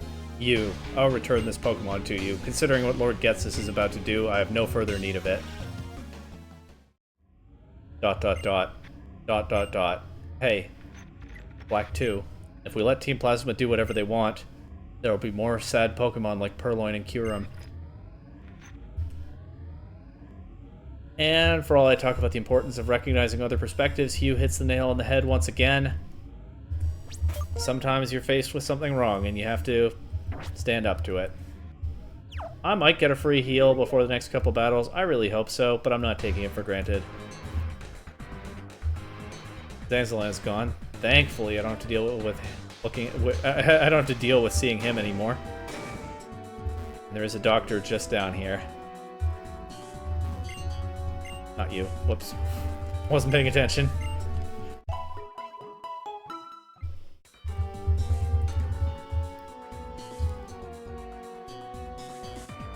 Oh, I guess I have to go...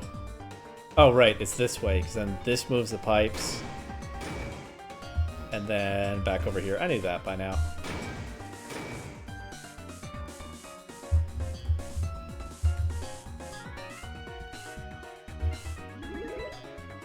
Alright. Into the deepest, darkest part of the chasm.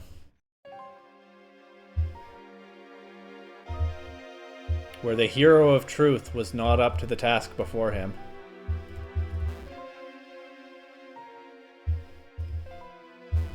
But maybe a kid from the other side of the region will be.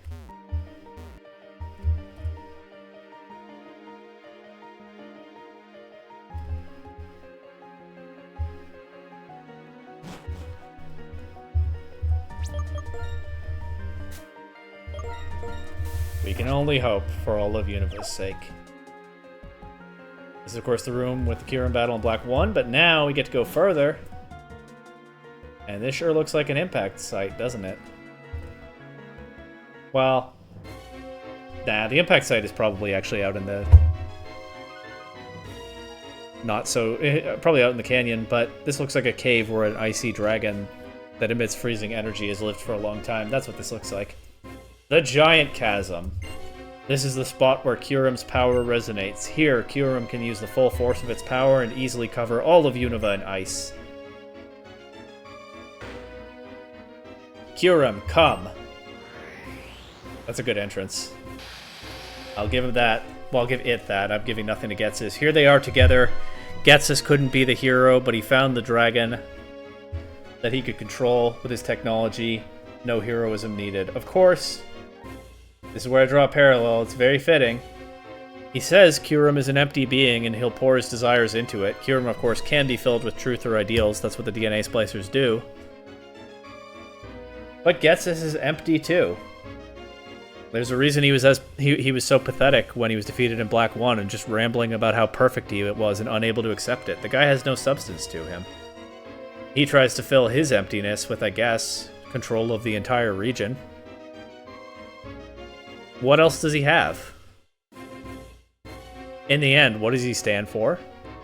What is there of substance in his worldview? What connections does he have with other people? He's proud of how artificial his connection with N was. He's just been hanging out alone deep in the bottom of the ship, hidden away in the shadows. What does he have going for him? N, the hero of ideals, teams up with Zekrom. Or if you're playing white, he's the hero of truth and Reshiram. The player character takes the other dragon. For a showdown with N where there are real beliefs and values on the line, and a competition to see whose worldview will win out. And appropriately, Getsus is paired up with Kyurem because both are empty and just have not much to them in their current state. I joked around when I battled Getsus back in Black 1 about the strength of his convictions, but he just tries to brute force everything. He doesn't really have anything more than that.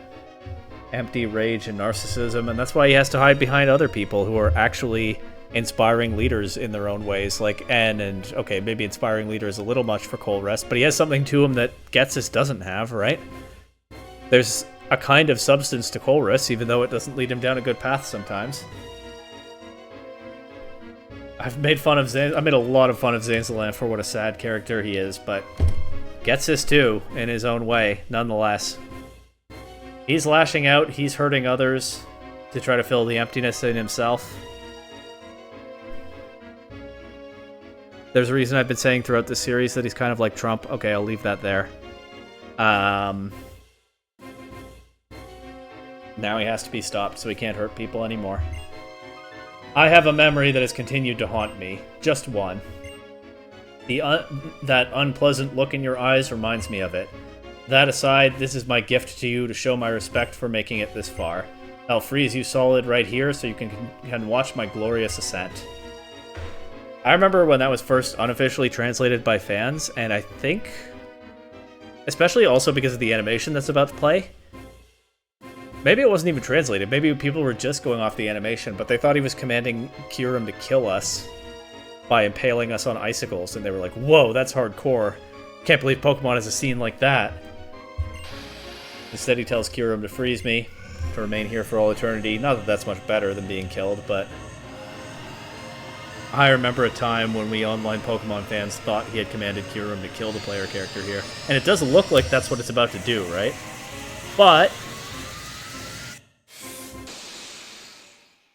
Zekrom, Fusion Bolt. Here comes someone with some actual substance to him, someone capable of learning and growing, someone with deeply held values and convictions. The hero of ideals has arrived. So you came. The freak without a human heart, N. That's another thing you could call him, but what I said fits better. Zekrom told me Kyurem is suffering. I can't allow selfish humans to make Pokemon suffer. And I like Unova. This place taught me how to live as a human. This place made me notice the harmony between Pokemon and humans living together. I'll protect the Pokemon and humans who live here. Zekrom says, Bazazazash! Excellent. That was a moving expression of your determination. So the education I provided to make you king wasn't a complete waste then. But I still haven't forgotten that even though I was kind enough to find you when you were living in the forest with Pokemon and take you in, and care for you, in the end you were selfish and disrupted my plans. Go figure, Togetsus being selfish is not doing whatever he wants. And confirmation that he found N in the forest. I knew that bit of lore, but I couldn't remember whether it was actually said in the game or not, but it was said right there. Implying that N is not really Getsus' son, which was suggested but kept unconfirmed in Black 1. N's backstory remaining pretty mysterious. I was supposed to use your abilities to rule Unova, but I'll forgive you for that as well. Zekrom, which you were kind enough to bring with you, can shatter ice. Now you saved me the work of searching for it. Well, actually, I knew you'd appear if we fired ice missiles into Opelucid City and you noticed the change. That's an ugly formula. It won't work. Oh, but it will. If I use these, the DNA splicers. The mysterious ancient item of unknown power called the DNA splicers. Drawing in energy very like the Lightstone and Darkstone did when they turned back into dragons. And all that for this. This is gonna suck on only one screen, isn't it? Sorry. Kyurem's on the bottom screen right now. Rearing back. Okay, you can see that at least.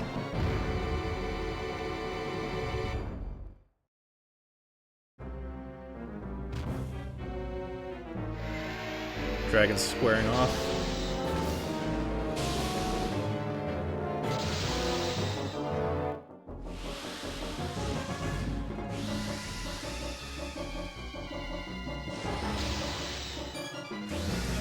This is an interesting scene. I wonder why they decided to have it look like this. Kyurem firing purple beams. But in the end, Zekrom is grabbed. And turned back into the Darkstone.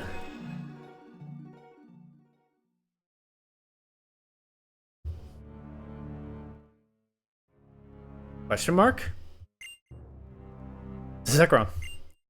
Kyurem, absorb Zekrom. Use Absolution.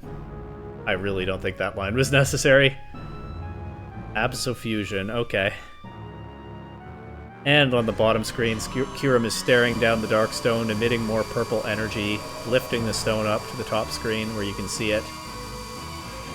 The energy is being pulled now into Kyurem pretty clearly. Something is happening to its tail. Electricity surrounds it.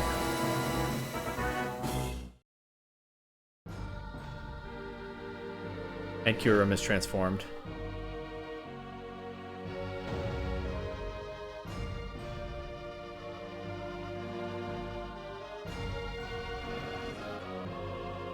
Doesn't look so empty now, does it?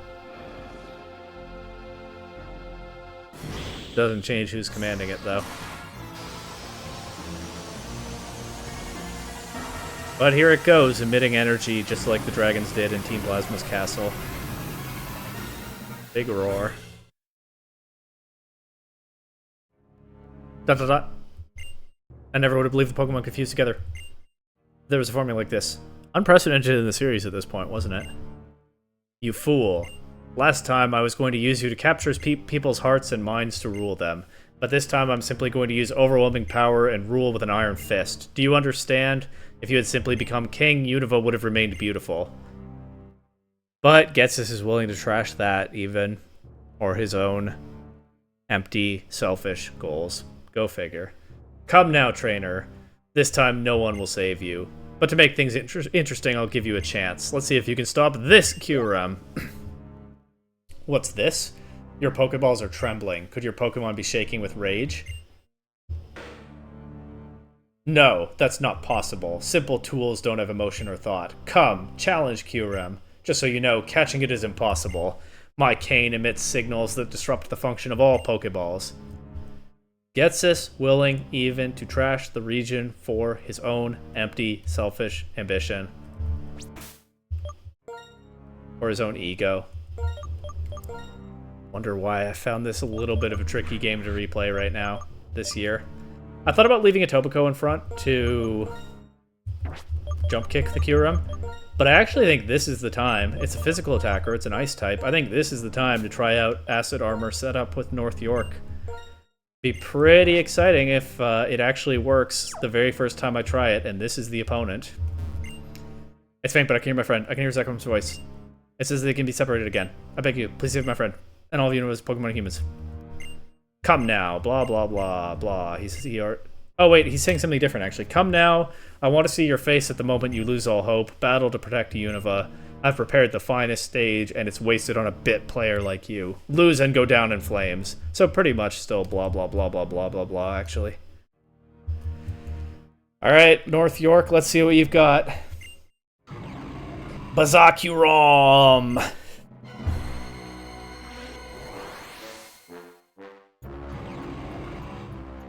It's the music from the title screen, where first we saw Black Kyurem. How about that? Go for an Acid Armor here. Ooh, high crit rate on Slash. Could be a problem.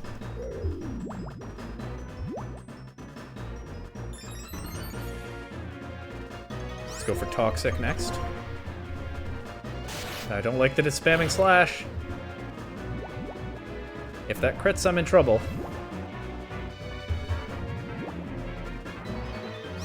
But here comes the hail. It won't damage Kyurem, but it will heal North York. Ooh, Freeze Shock might KO anyway. And I had a free chance at another Acid Armor there, but I didn't know. Freeze Shock also has a Para chance, right?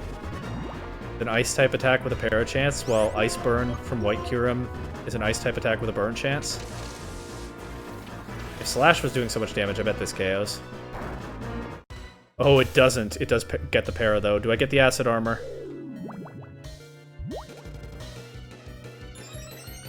Alright, well, I think tanking that Freeze Shock is enough hype for me to feel totally justified in giving North York a little bit of an assist here. With my one full restore. Hey, Ice Body isn't great healing. That's the real problem in the end with this setup.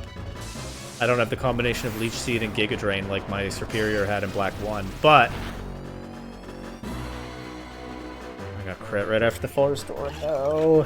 Well, for a moment there, we were echoing Black 1's way of doing things, but now Time for my way of doing things, called jump kick. What an unfortunate crit. Oh well. North York still did great. Etobicoke is here to clutch up as usual and finish the job.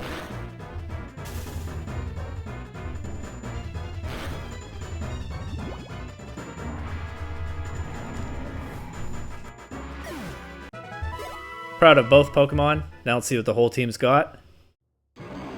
Azash! Haran! They separated! Kyurem and Zekrom were separated. I can't believe it. The Black Kyurem I went to all the trouble of preparing. How irritating. Now I have to go recapture Kyurem, don't I? I guess Kyurem left? Sure. Kyurem's like, alright, I'm separated from Zekrom. I guess that frees it from Ghetsis' control. I'm out of here now, bye. Fair enough, totally understandable. But first I'll take down this disgusting trainer with my own hand. This time I will succeed, no matter what they try. No one will be able to stop me. Now let's see what the whole team has got against this guy.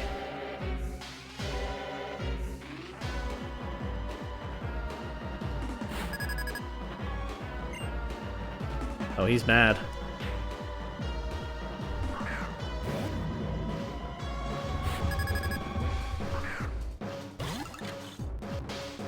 And what do you know? My team's healed. I wasn't 100% sure that I remembered whether it would be or not. Let's go straight for Toxic and his Cofagrigus. He's going for the same thing into me. Mine lands and his doesn't. Lucky me. He was expecting exactly that kind of move. Well, now I'll go to something you can't poison. Okay, North York, you don't have to wall everything this time. I'll go ahead and set up my Toxic Spikes now. I think he might have I think he has a poison type actually, doesn't he? But he's an NPC. He might not bring it in right away. So I might be able to poison something with this. Obviously it won't work on his Hydreigon anyway, but we'll cross that bridge when we come to it. Oh, that Psychic does a fair bit.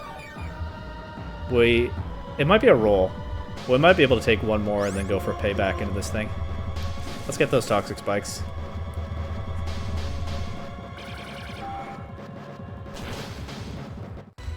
Alright. York showing the strength of her convictions, clutching up against back-to-back Toxics. Let's land a payback now. Some damage before York goes down. And the Cofagrigus should drop the poison.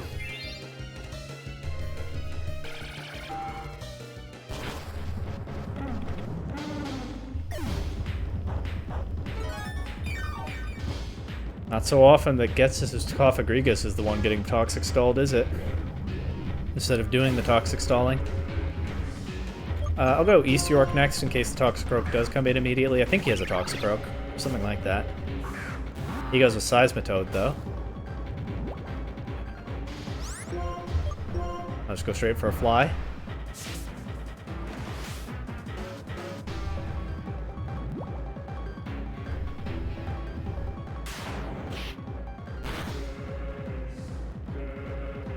Good time for a crit.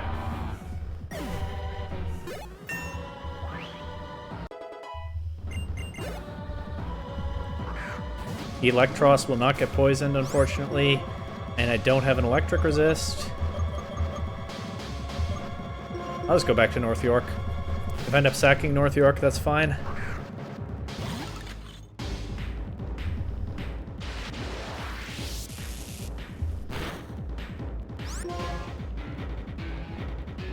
Go Thunderbolt pretty well, actually. Let's poison this thing.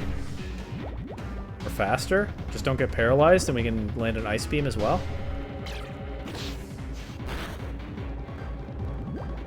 Acrobatics doesn't have much chance to paralyze us, does it?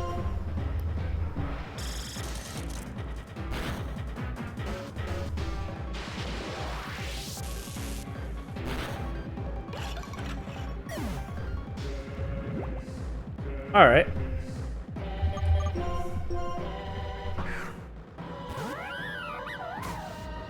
Big return. Because you see, my Pokemon love me. And here's the Toxicroak now. Okay. But it did just shudder in anticipation because I do have something for it.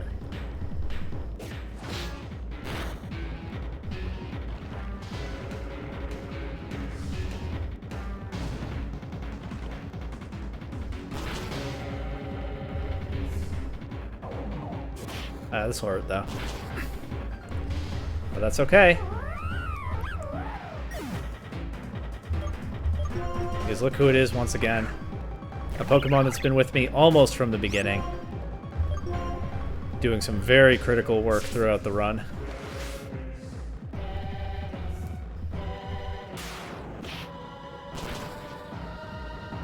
Not critical that time, but it didn't have to be. And there's the big boss. He still has another Pokemon after this Hydreigon, and I don't remember what it is. But this is the one to worry about, of course, the main event, Dragon Rush. That's not that good. Hydreigon's more of a special attacker. Plus, that move misses all the time. Has his Hydreigon actually gotten weaker in the last 2 years? Would kind of fit with where he's at in his character arc, honestly. Or it gets us. I might end up almost feel it just took itself out with the Life Orb, didn't even get the KO on East York. My Unpheasant solos his Hydreigon. At this rate, I might end up feeling just as bad for Getsus as I do for poor, sad, silly Zanzalay. This is the last Pokemon. Just hit it with a Feather Dance. Watch it do not very much damage from here, I would imagine. This has a boosted crit rate. No crit. Roost.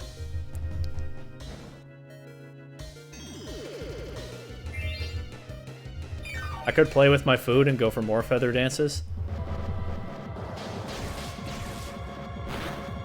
But what's the point? Might as well put this guy out of his misery. How did my Unpheasant get so strong? I remember for a while as a Tranquil kind of fell off. And even right after evolving, it felt like it was struggling in a lot of battles. But I am glad that the second Pokemon I got on this team, the first one I caught in the wild, the new member that joined, I think right in the very first episode, is still able to put the team on her back like this. Okay, well she dropped to a crit there, but it doesn't matter. This thing's still at -2 attack. And this just gives the starter a chance to also play. But yeah, respect for Unpheasant definitely up.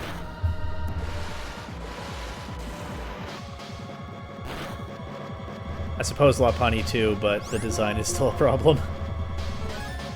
Unpheasant's only design sin is that it's kind of boring. Especially after 5 generations of early game normal and flying birds. But that mon has been clutch sometimes in this playthrough, I can certainly say that. Anyway, this is just sad. Gets us just struggling to do any significant damage. Washed away by the surf. Just as he's clearly washed up since last I battled him in this series. He's pretty much Zanzalantier at this point.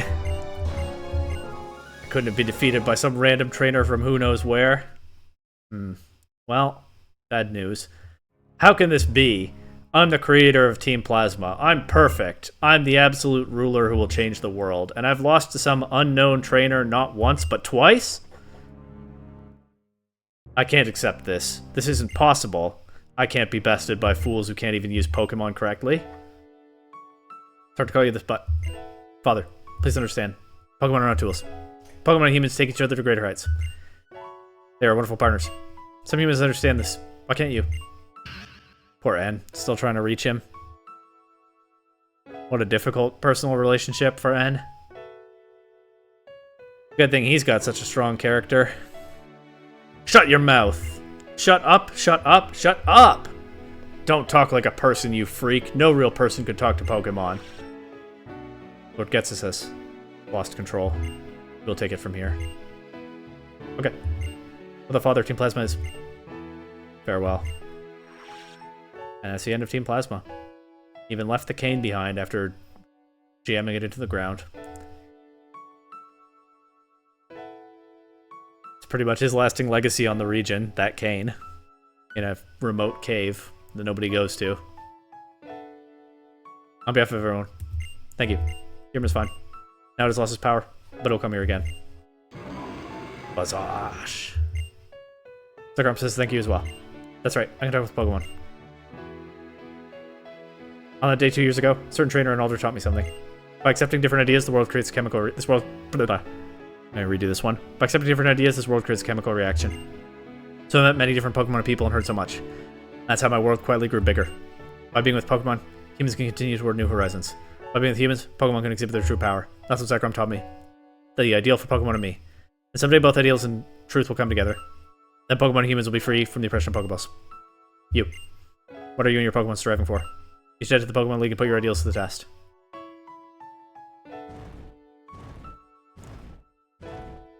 Once again. Kind of like Lysander after his redemption arc in ZA, Ed is not exactly giving up on his goals, but he is learning and growing and being a better person in how he approaches it. And he just told us he experienced a great chemical reaction by traveling far and wide and listening to other people all over the place. Getsus doesn't do that, he just talks. And cares only about his own vision, and look what it got him.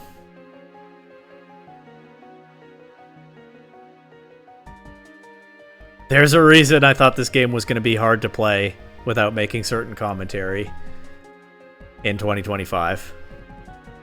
But Team Plasma is defeated, so we can move on now and just have fun with the rest of this very fun game. At least for the most part. Team Plasma's ship flew away. Is it over? No Contrarian Black 2 on this one. We've had the character growth to say yes, it's over. I see. So it's finally over. More importantly, you rescued Kyurem from Team Plasma, right? You're really something. I'm gonna make sure Purloin gets back to my sister. Still can't take it out of the Pokeball yet, though. What are you gonna do? ... That's the player character talking, I've come to realize now. He said go to the Pokemon League? That's a good idea. I mean, now you're the strongest in Unova, right? Go prove it. Do you remember where we first met up in the Giant Chasm? If you follow the path from there, it goes out onto Route 23.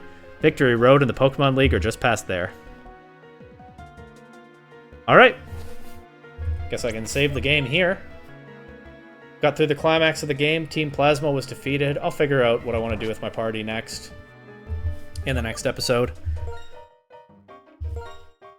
And what's left is to take on the League.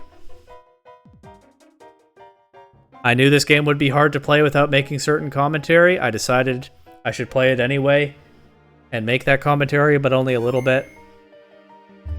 But after ensuring that the Unova region continues to have no kings, it's time to move on from that and just have fun training Pokemon. Chase that championship. Explore the rest of what this region has to offer. Should all be lots of fun from here, so come back next time and let's go become a champion once again.